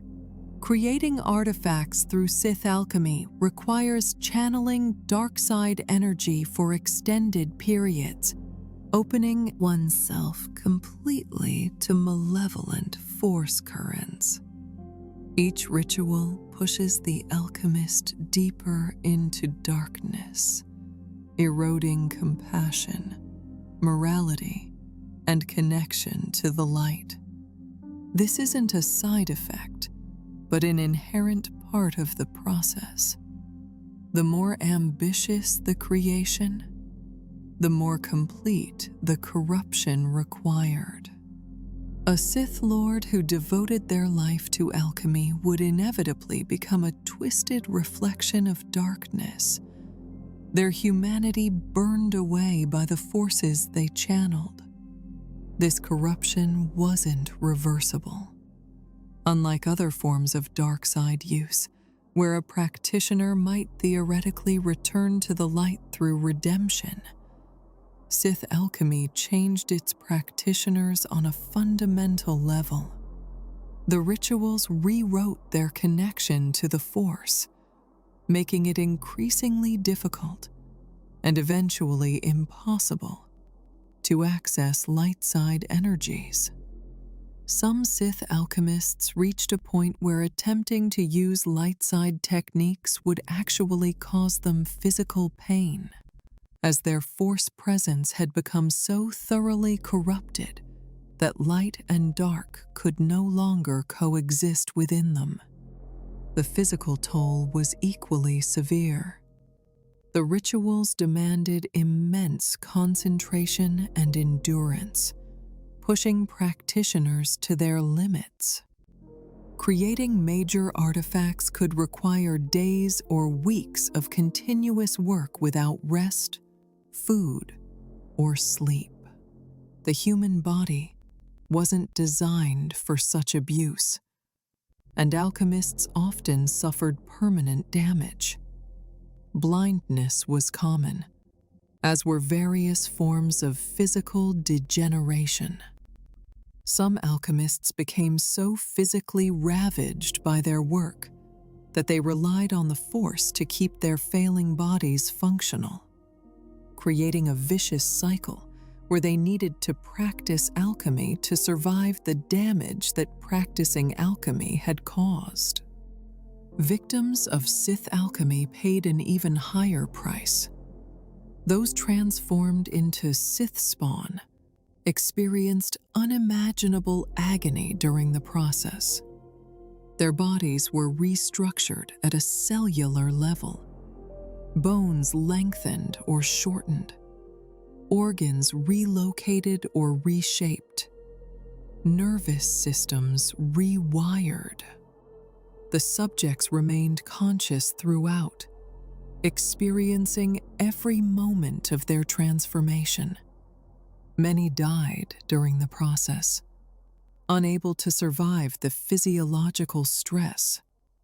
Those who survived existed in states of permanent corruption, their minds twisted by dark side energies, and their bodies sustained through unnatural means. Even those who merely used Sith artifacts rather than creating them paid costs. Wearing a Sith amulet gradually corrupted the wearer, slowly eroding their moral boundaries and amplifying negative emotions. Wielding a Sith sword meant channeling the dark side essence trapped within the blade, allowing its malevolent influence to seep into the wielder's consciousness. Opening a Sith holocron exposed the user to teachings specifically designed to corrupt, delivered by gatekeepers who actively sought to turn students toward darkness.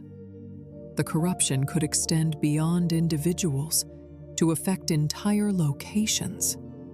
Places where Sith alchemy was practiced extensively became dark side nexuses, zones where the barrier between the physical world and the Force grew thin and twisted.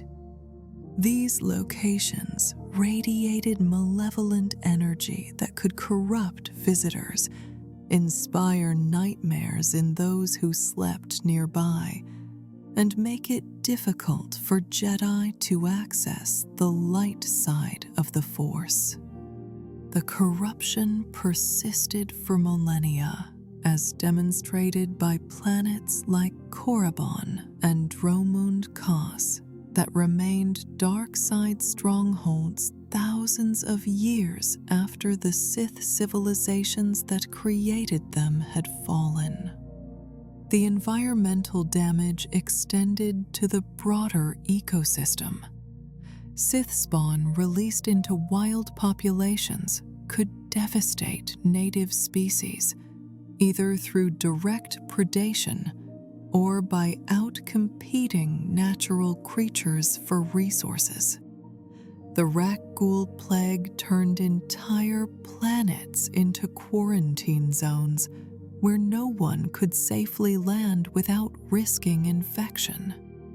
Alchemical runoff from Sith facilities poisoned water sources and soil, rendering areas uninhabitable. The Sith's willingness to corrupt nature itself in pursuit of power left scars on worlds that would take geological timescales to heal, if they ever healed at all. The knowledge itself carried a cost. Learning Sith alchemy meant exposing oneself to teachings that were designed to corrupt. The techniques couldn't be learned in a purely academic way, studied from a safe distance without being affected. To understand how to create alchemical artifacts meant understanding how to channel dark side energy, and that understanding changed the student.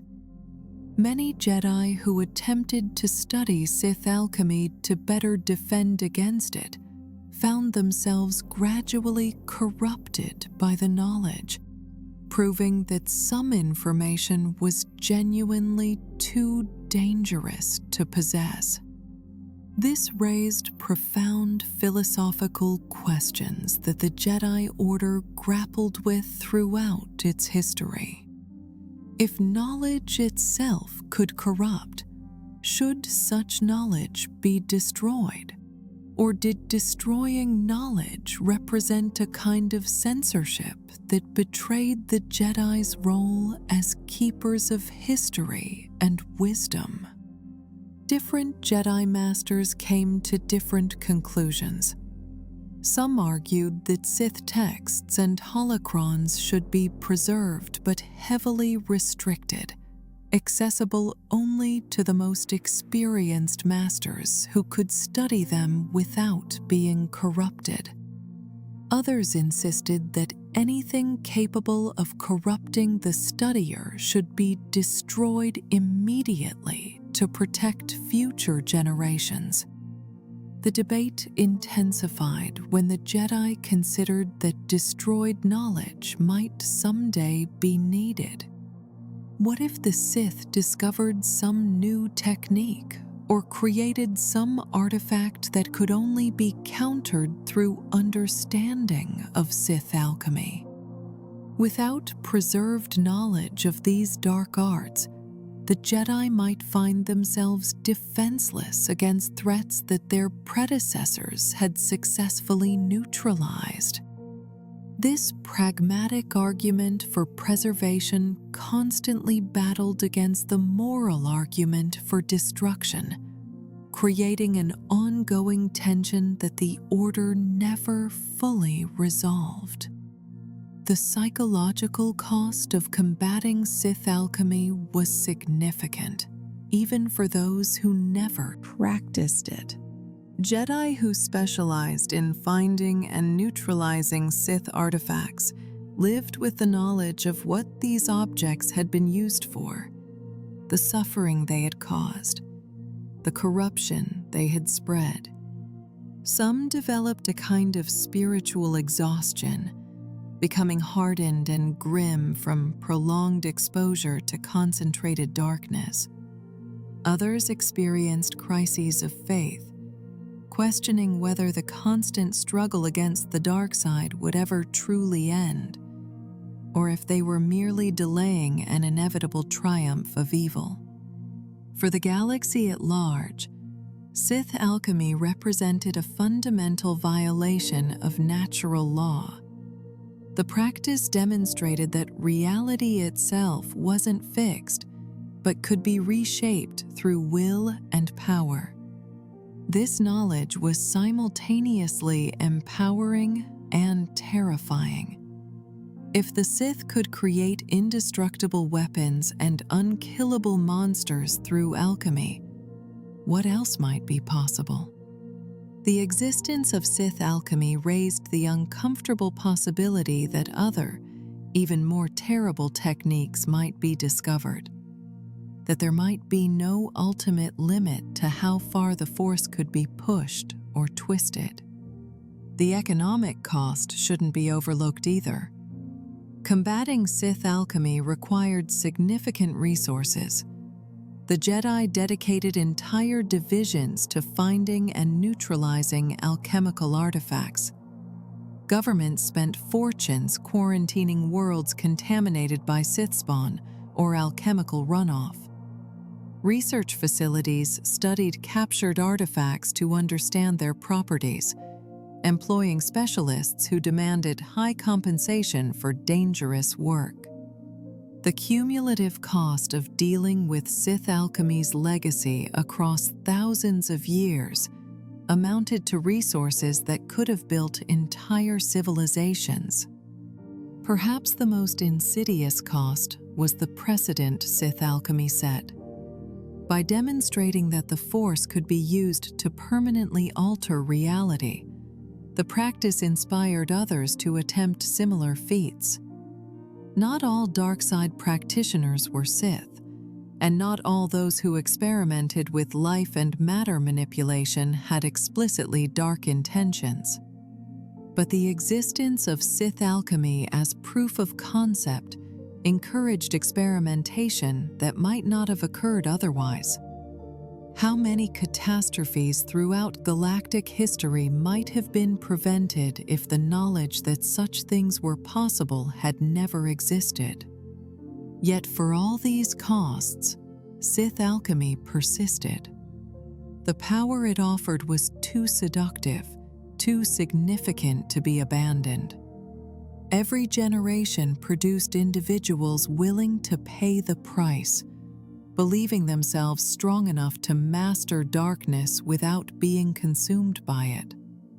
And because the knowledge could never be completely eradicated, existing in holocrons and ancient texts scattered across the galaxy, each new generation of Darksiders had the opportunity to rediscover and practice these terrible arts, perpetuating a cycle of corruption that might never truly end.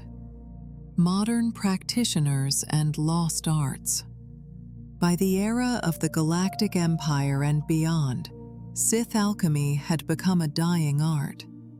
The knowledge had been lost and rediscovered multiple times throughout galactic history, and each cycle of loss meant certain techniques disappeared forever. However, several individuals during the modern era demonstrated that Sith alchemy hadn't been completely forgotten, even if full mastery eluded most practitioners. Darth Sidious stands out as the most successful modern alchemist. The Emperor had devoted decades to studying ancient Sith texts and holocrons, absorbing knowledge that most Dark Lords never possessed. His alchemical work focused primarily on two areas: extending life and creating weapons. Sidious's experiments with cloning and essence transfer represented attempts to achieve immortality through alchemical means. While not entirely successful, as evidenced by the degraded state of his cloned body on Exegol, these experiments demonstrated sophisticated understanding of how to manipulate life and consciousness. Sidious also oversaw the creation of various alchemical weapons and artifacts during his reign. The Inquisitorius, his Jedi hunting agents, carried lightsabers with rotating double blades that some sources suggest were enhanced through alchemical means to be more intimidating and effective. The Emperor's personal guards, both the red-robed Imperial Guards and later the crimson-armored Sith troopers, wore equipment that may have incorporated alchemical enhancements, though the exact nature of these enhancements remains unclear in canon sources. Project Blackwing, also known as the Sickness, represented one of Sidious's most disturbing alchemical experiments. This project attempted to create an undead army through combining Sith alchemy with biological weaponry.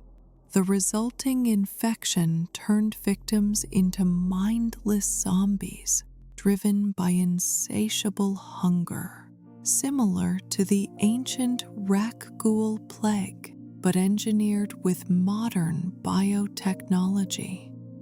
The project was ultimately deemed too dangerous and uncontrollable, sealed away in Imperial facilities after several containment breaches demonstrated the impossibility of controlling the infected. Count Dooku, Sidious's apprentice during the Clone Wars era, possessed knowledge of Sith alchemy, though his mastery was limited. Dooku commissioned the creation of several alchemical artifacts and maintained a collection of Sith relics at his palace on Sereno. His interest appeared more scholarly than practical, studying alchemical principles to understand the ancient Sith rather than actively practicing the art himself. However, Dooku did demonstrate the ability to use artifacts effectively, wielding Sith amulets and weapons when they served his purposes. Darth Vader's relationship with Sith alchemy was complicated. His cybernetic suit, while primarily technological, incorporated some alchemical principles in its design. The armor helped channel Vader's force powers and provided protection against both physical and force-based attacks, suggesting Sidious had applied at least basic alchemical techniques to its grained construction. However, Vader himself never became an alchemist, his focus remaining on more direct applications of force power and lightsaber combat. The Inquisitors, fallen Jedi who served the Empire as Jedi hunters, had limited exposure to Sith alchemy. Their training focused on combat and interrogation techniques rather than the creation of artifacts or creatures. However, they were taught to recognize Sith alchemical objects and how to use them when necessary. This knowledge was strictly practical, giving them tools to complete their missions without providing deep understanding of the underlying principles. Snoke, the mysterious figure who led the First Order, demonstrated knowledge of Sith alchemy, though his exact training and background remain unclear. He wore a ring that contained fragments of obsidian from the Sith world of Mustafar, suggesting familiarity with Sith traditions of using location-specific materials in artifact creation. Snoke's facility with force abilities that seemed to blend light and dark, such as creating force bonds across vast distances, suggested sophisticated understanding of force manipulation that may have included alchemical principles. Kylo Ren's interaction with Sith alchemy was limited but significant. Beyond having his helmet repaired through alchemical means, Ren collected Sith artifacts as part of his obsession with his grandfather, Darth Vader. His collection included the charred remnants of Vader's helmet, which Ren treated as a kind of religious relic. Whether these artifacts influenced Ren beyond their psychological significance remains ambiguous, but his willingness to seek out Sith alchemists like Albrecht demonstrated awareness that such knowledge still existed. The Knights of Ren, the dark side warriors who followed Kylo Ren, wielded weapons that may have been alchemically enhanced. These weapons weren't lightsabers, but various melee and ranged armaments that could somehow resist lightsaber strikes, suggesting cortosis weave or alchemical treatment. The knights' masks and armor also appeared designed to channel dark side energy, creating auras of menace that went beyond mere appearance. However, whether the knights themselves understood the alchemical principles behind their equipment or simply used tools provided by others remains unknown. The Sith Eternal cult on Exegol represented the largest modern concentration of alchemical knowledge. This group of Sith loyalists maintained facilities and practices from the ancient Sith era, preserving traditions that had been lost elsewhere. Their work resurrecting Sidious and constructing the Final Order fleet required extensive alchemical knowledge, applied at an industrial scale. The cultists wore robes marked with ancient Sith symbols and performed rituals in the Sith language, demonstrating their commitment to preserving traditions even after the mainstream Sith Order had fallen. However, even the Sith Eternal's knowledge was incomplete. Many of the most sophisticated alchemical techniques from the ancient Sith era had been lost even to these dedicated preservationists. They could maintain existing alchemical facilities and perform rituals that had been carefully recorded, but they lacked the deep understanding that would have allowed them to innovate or develop new techniques. They were more caretakers of ancient knowledge than true masters of the art. Albrecht the Sith alchemist represented a unique case, a practitioner who maintained traditional skills in an age when such knowledge was nearly extinct. Operating from his forge on Mustafar, Albrecht practiced techniques unchanged from thousands of years earlier. He exemplified how Sith alchemy could survive through the dedication of individual specialists who devoted their lives to preserving specific aspects of the craft. Yet Albrecht appeared to be one of the last of his kind, a living relic from an earlier age with no obvious successors to continue his work. The scarcity of modern practitioners reflected several factors. First, the knowledge required was extensive and specialized, demanding years of study that few Darksiders were willing or able to invest. Second, the physical and spiritual costs of practicing alchemy discouraged all but the most committed. Third, the Jedi Order's millennia-long campaign to destroy Sith artifacts and texts had been partially successful, fragmenting the knowledge and making it harder to achieve mastery. And fourth, many modern Darksiders focused on faster paths to power, preferring force lightning and mind domination to the slow, methodical work of alchemical creation. This decline meant that many alchemical techniques had been permanently lost. The most sophisticated Sith spawn, complex artifacts with multiple capabilities, and advanced rituals that ancient Sith lords performed routinely were now impossible to recreate. The galaxy in the sequel trilogy era possessed less alchemical capability than at any point since the Dark Jedi first arrived on Korriban thousands of years earlier.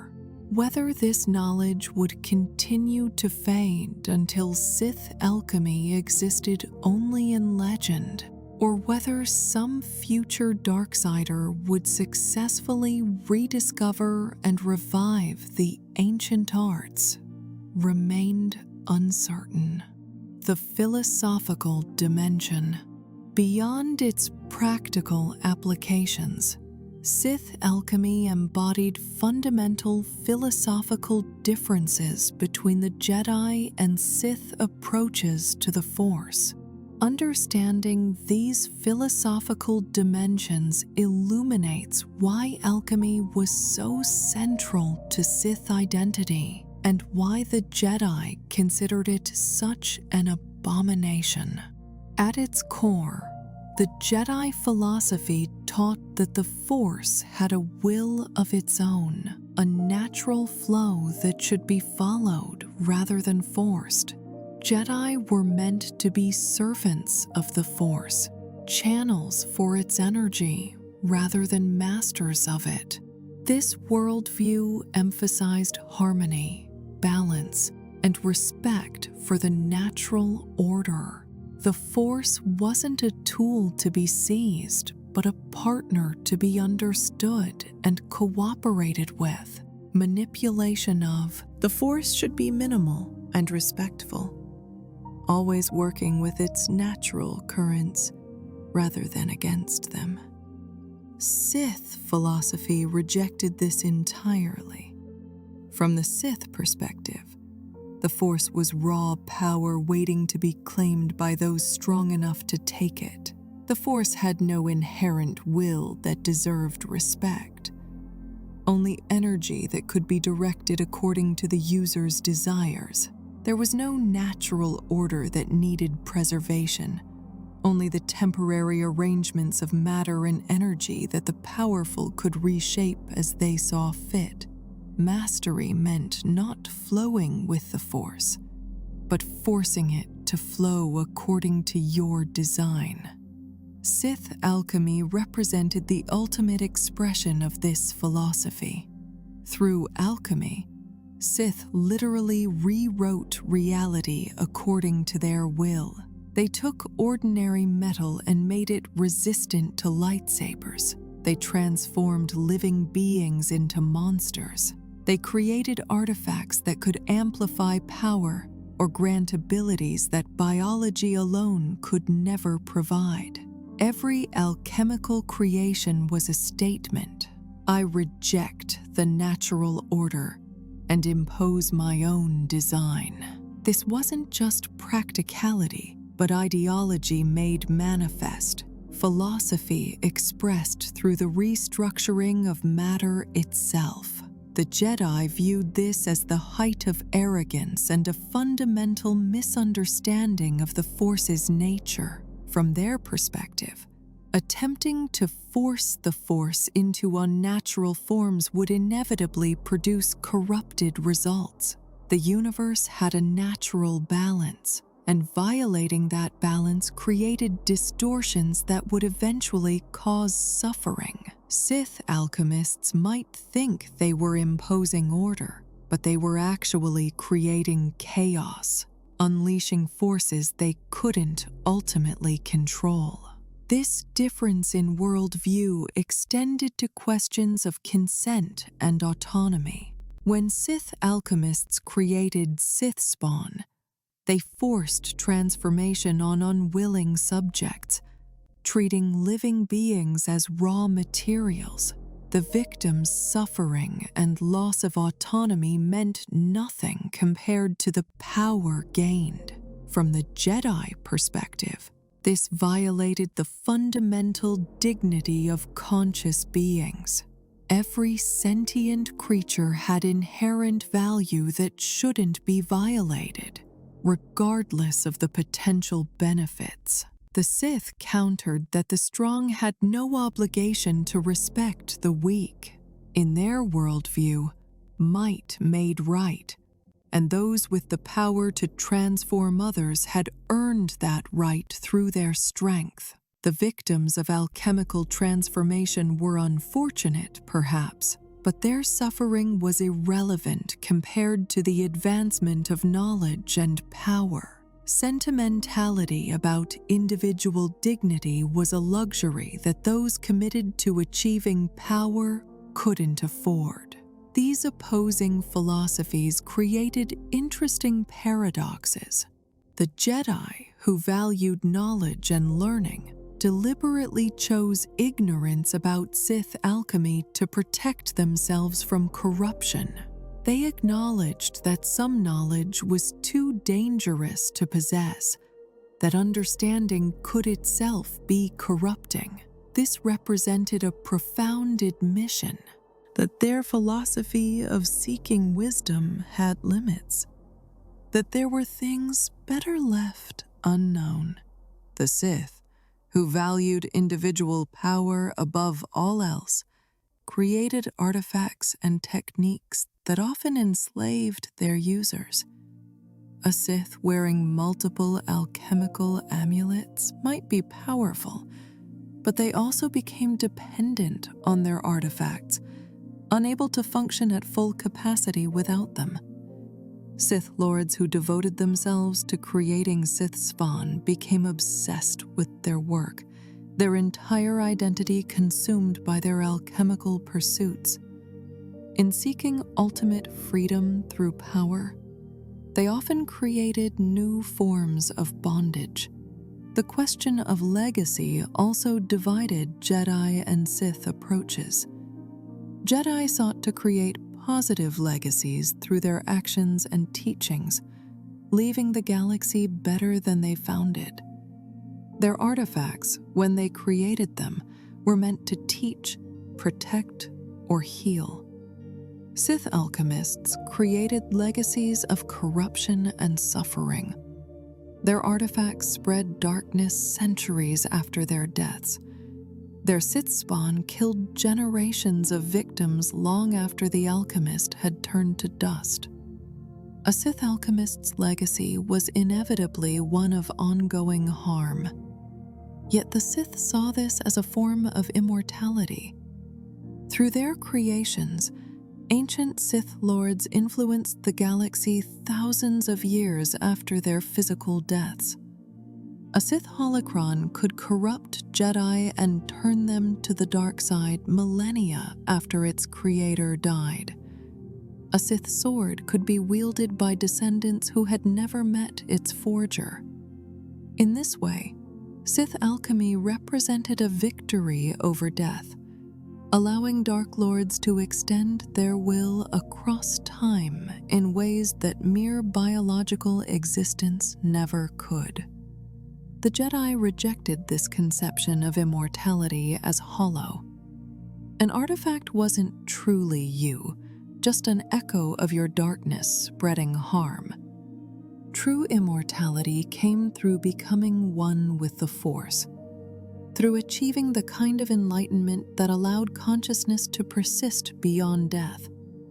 This Force Ghost ability, which Jedi like Qui-Gon Jinn and later Yoda and Obi-Wan Kenobi achieved, represented genuine persistence of consciousness and identity, not just the spreading of one's corrupting influence. Interestingly, both traditions acknowledged that their methods came with costs, but they interpreted those costs differently. Jedi saw the physical and spiritual price of Sith alchemy as evidence that it violated natural law, that the Force itself punished those who tried to force it into unnatural forms. Sith saw the same costs as necessary sacrifices, proof that they were achieving something significant. If alchemy destroyed your body and consumed your soul, that just meant you were pushing far enough to achieve real power. This fundamental philosophical divide meant that reconciliation was impossible. There could be no middle ground where Jedi principles and Sith alchemy coexisted, no compromise position that both sides would accept. Either you believed the Force should be respected and followed, making alchemy an abomination, or you believe the Force should be seized and directed, making alchemy the logical expression of mastery. The debate wasn't just about methods, but about the fundamental nature of reality and power itself, the enduring danger. As we conclude this exploration of Sith alchemy, it's worth reflecting on why this topic matters beyond historical interest. Sith alchemy isn't just ancient history in the Star Wars galaxy. It represents an enduring threat that persists into the sequel trilogy era and beyond. The artifacts, creatures, and knowledge created through alchemical means continue to influence events, corrupt new generations, and pose challenges that the galaxy struggles to address. The first reason Sith alchemy remains dangerous is its persistence. Unlike conventional weapons that eventually break down or become obsolete, alchemical creations can remain dangerous for millennia. A Sith sword buried in a tomb for thousands of years will still be deadly when rediscovered. A holocron sealed away in ancient times will still attempt to corrupt whoever opens it. Sith spawn populations can persist indefinitely, breeding new generations of monsters. The corruption doesn't fade with time, but waits patiently for opportunities to spread. This persistence creates an ongoing crisis of rediscovery. Archaeological expeditions routinely uncover Sith artifacts. Treasure hunters find alchemical weapons in ancient battlefields. Settlers on frontier worlds encounter Sith spawn that have survived in isolated ecosystems. Each discovery represents a potential catastrophe, a chance for ancient evil to re-enter the modern galaxy.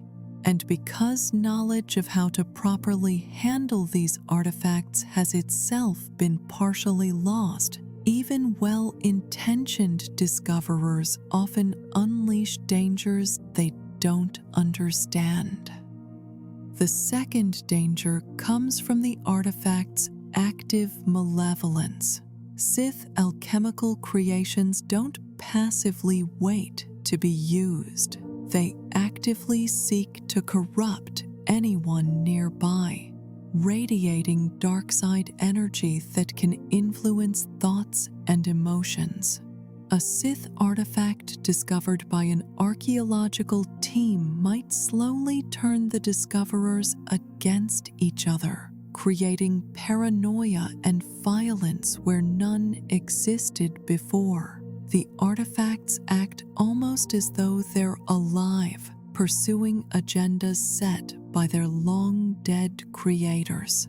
This active corruption makes containment extraordinarily difficult. Simply locking a Sith artifact in a vault isn't sufficient, because the artifact will continue radiating corrupting influence. Those who guard it risk gradually succumbing to its effects. Those who study it to understand how to neutralize it expose themselves to corruption. Even destroying alchemical artifacts can be difficult, as many were specifically designed to resist conventional methods of destruction. Some artifacts need to be destroyed through specific rituals or under particular conditions, knowledge that has often been lost. The third danger is how Sith alchemy inspires imitation. Each rediscovered text or holocron containing alchemical knowledge tempts new practitioners to try the techniques. Dark-side users who might have never considered creating artifacts or Sith spawn encounter ancient instructions and decide to experiment. The knowledge spreads like a virus, jumping from one Darksider to another, perpetually finding new hosts to carry it forward. As long as any record of Sith alchemy exists anywhere in the galaxy, the possibility of its practice remains. Modern technology has made this problem worse in some ways. Advanced scanning and analysis techniques let researchers extract information from damaged texts that would have been illegible to ancient readers. Computer databases can correlate fragments of knowledge from multiple sources, reconstructing techniques that seemed permanently lost. Communications technology allows knowledge to spread faster and further than ever before. A holocron discovered on a remote world could have its contents transmitted across the galaxy before authorities even learn of its existence. The fourth danger is how Sith alchemy could be combined with modern technology. While ancient Sith worked within the technological limitations of their era, modern practitioners have access to advanced bioengineering, nanotechnology, and artificial intelligence. A Sith alchemist with access to modern cloning facilities could create Sith spawn far more sophisticated than anything ancient practitioners achieved. Alchemical principles applied to modern weapons could produce horrors beyond even the Sith's darkest dreams. The combination of ancient knowledge and modern capability represents a potential threat that has never fully materialized but looms as a terrible possibility. The fifth danger is the most subtle but perhaps most insidious. Sith alchemy demonstrates that the dark side can win. Every Sith artifact that remains dangerous thousands of years after its creation, every Sith spawn population that continues to kill, every holocron that successfully corrupts a new victim, proves that darkness can achieve enduring victories. This knowledge corrodes hope and validates the Sith philosophy that power is all that matters. If evil can triumph so completely that it persists across millennia, what hope does good have of ultimate victory? This psychological impact shouldn't be underestimated. Jedi who spend their lives combating Sith alchemy's legacy can become discouraged, questioning whether their efforts matter if the threats they neutralize are immediately replaced by newly discovered artifacts. Ordinary citizens lose faith in galactic institutions when they realize that ancient evils still threaten them, despite thousands of years of supposed progress. The mere existence of Sith alchemy and its persistent dangers serves the dark side's interests by spreading despair.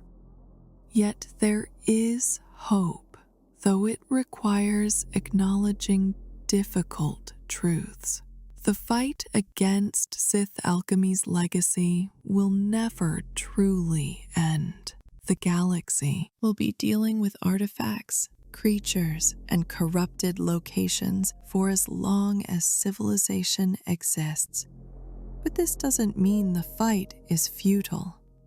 Every artifact destroyed, every Sith spawn eliminated, every corrupted location purified represents a genuine victory, even if other threats remain. The goal isn't to achieve perfect safety, but to continually reduce the danger, to prevent the worst catastrophes, and to preserve knowledge of how to combat these threats for future generations. The Jedi Order's traditional approach of attempting to destroy all Sith knowledge has proven incomplete. Too much has survived in hidden tombs and forgotten archives for complete eradication to be possible. A more nuanced strategy might acknowledge that Sith alchemy will never be completely forgotten, but its practice can be made rare and difficult. Restricting but not destroying knowledge, maintaining small cadres of experts who can identify and neutralize threats without being corrupted themselves. and teaching galactic civilization to recognize and report discoveries of Sith artifacts could prove more effective than futile attempts at total suppression.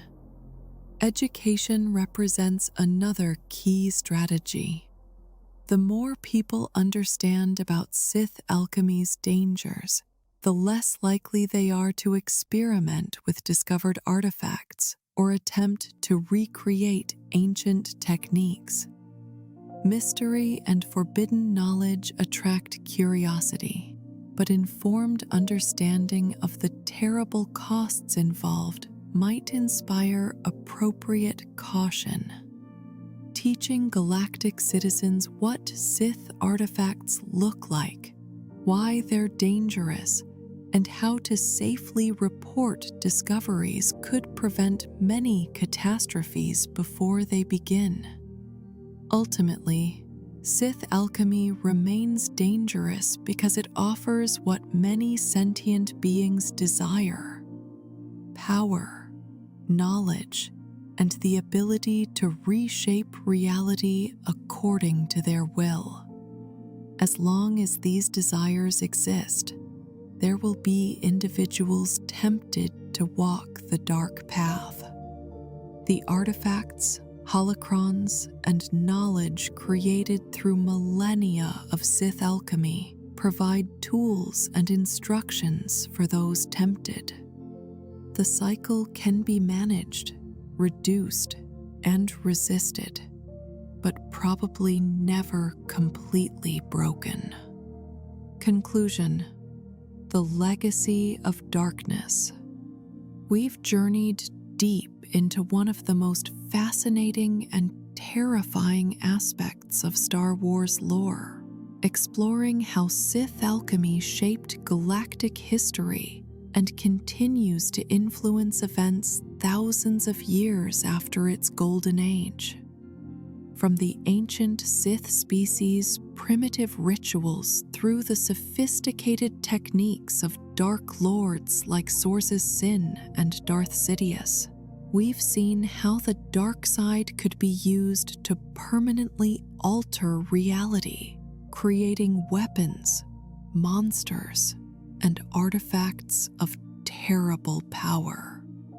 The artifacts we've examined, from simple amulets to the legendary Great Talismans, from Sith swords to holocrons containing the preserved consciousness of dead Dark Lords, each tell stories of ambition, corruption, and power pursued without regard for cost.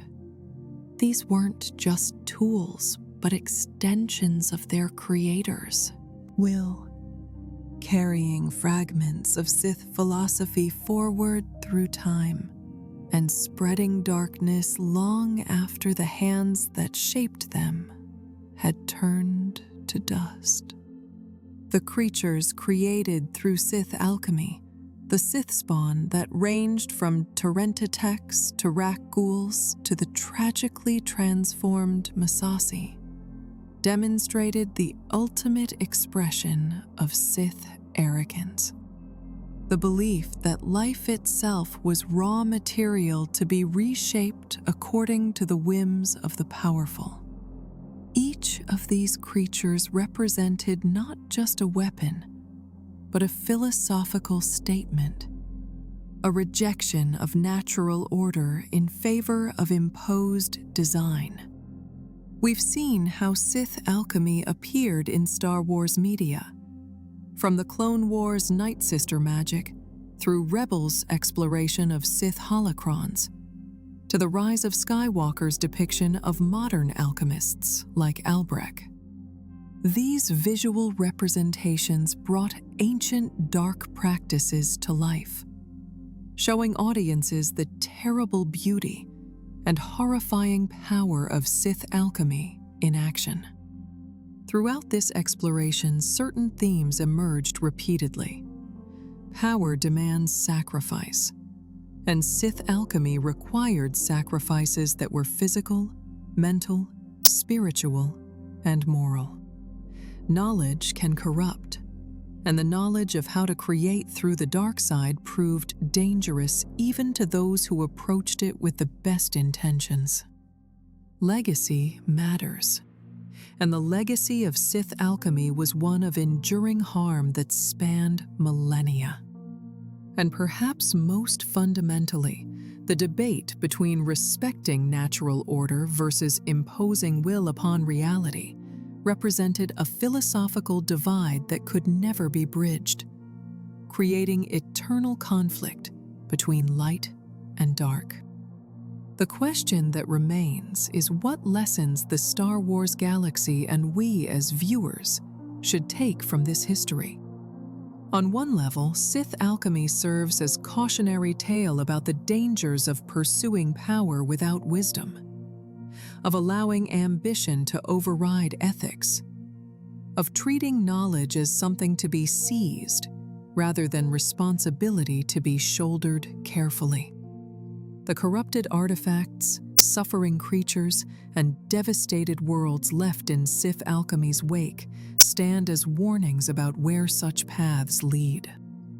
On another level, Sith alchemy demonstrates that evil can achieve enduring victories, that darkness can create legacy that persists long after its perpetrators die.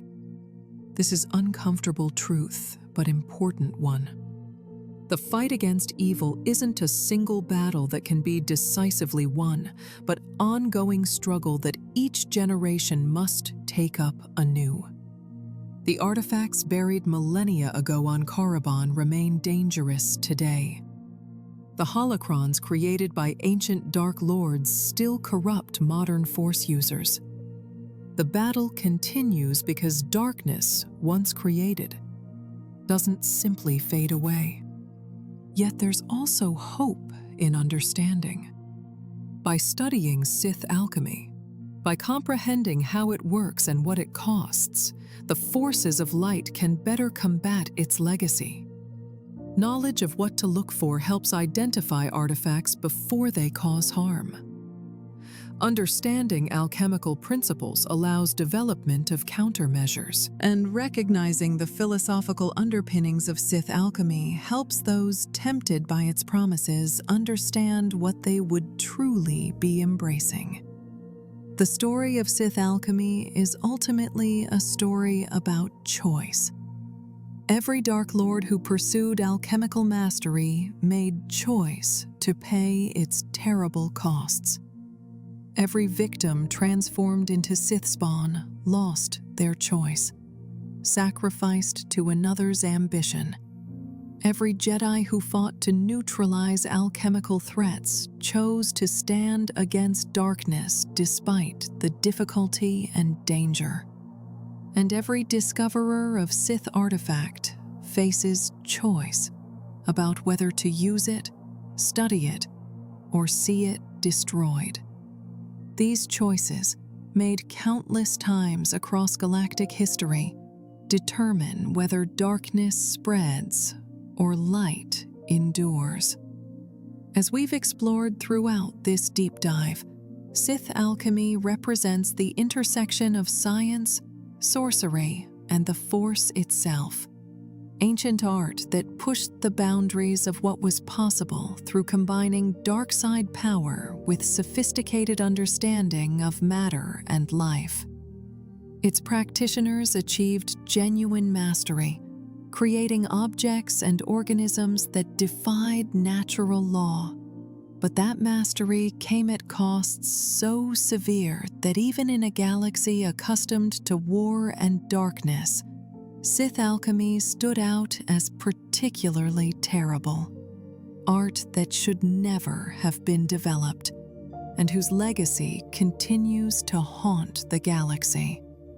The holocrons still wait in forgotten tombs. The Sith swords still retain their deadly edges. The Sith spawn still hunt in the darkness. And somewhere, perhaps on distant world or hidden in private collection, ancient texts preserve the knowledge of how to create new horrors through Sith alchemy. The knowledge will never be completely eradicated, the artifacts never entirely destroyed, the creatures never fully extinct. The galaxy will be dealing with Sith alchemy's legacy for as long as civilization endures. But that makes the continued resistance all the more important. Every generation that chooses to fight against darkness rather than embrace it, that neutralizes artifacts rather than exploiting them, that protects the innocent rather than sacrificing them, pushes back against the Sith's legacy. The struggle may be eternal, but so is the choice to engage in it with wisdom, compassion, and commitment to the light. If you've enjoyed this deep exploration of Sith alchemy and its artifacts, please consider liking this video and subscribing to Cryo Bay Logs for more deep dives into Star Wars lore. There are countless other mysteries in the galaxy far, far away waiting to be explored.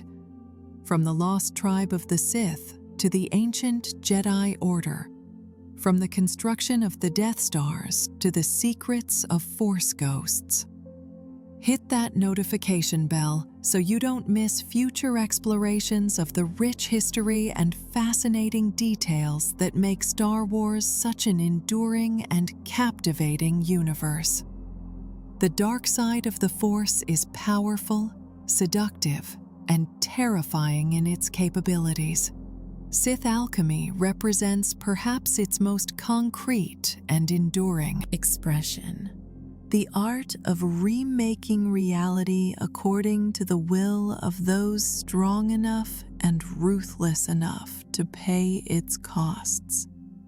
But understanding these dark practices, studying them from safe distance, helps us appreciate why the light side matters. Why the Jedi's principles of harmony and respect for natural order represent not just philosophical preferences, but necessary bulwarks against the corruption that unchecked power breeds. Thank you for joining me on this journey into the dark heart of Sith knowledge. May the Force be with you, and may you never be tempted by the terrible promises of Sith alchemy. Good night.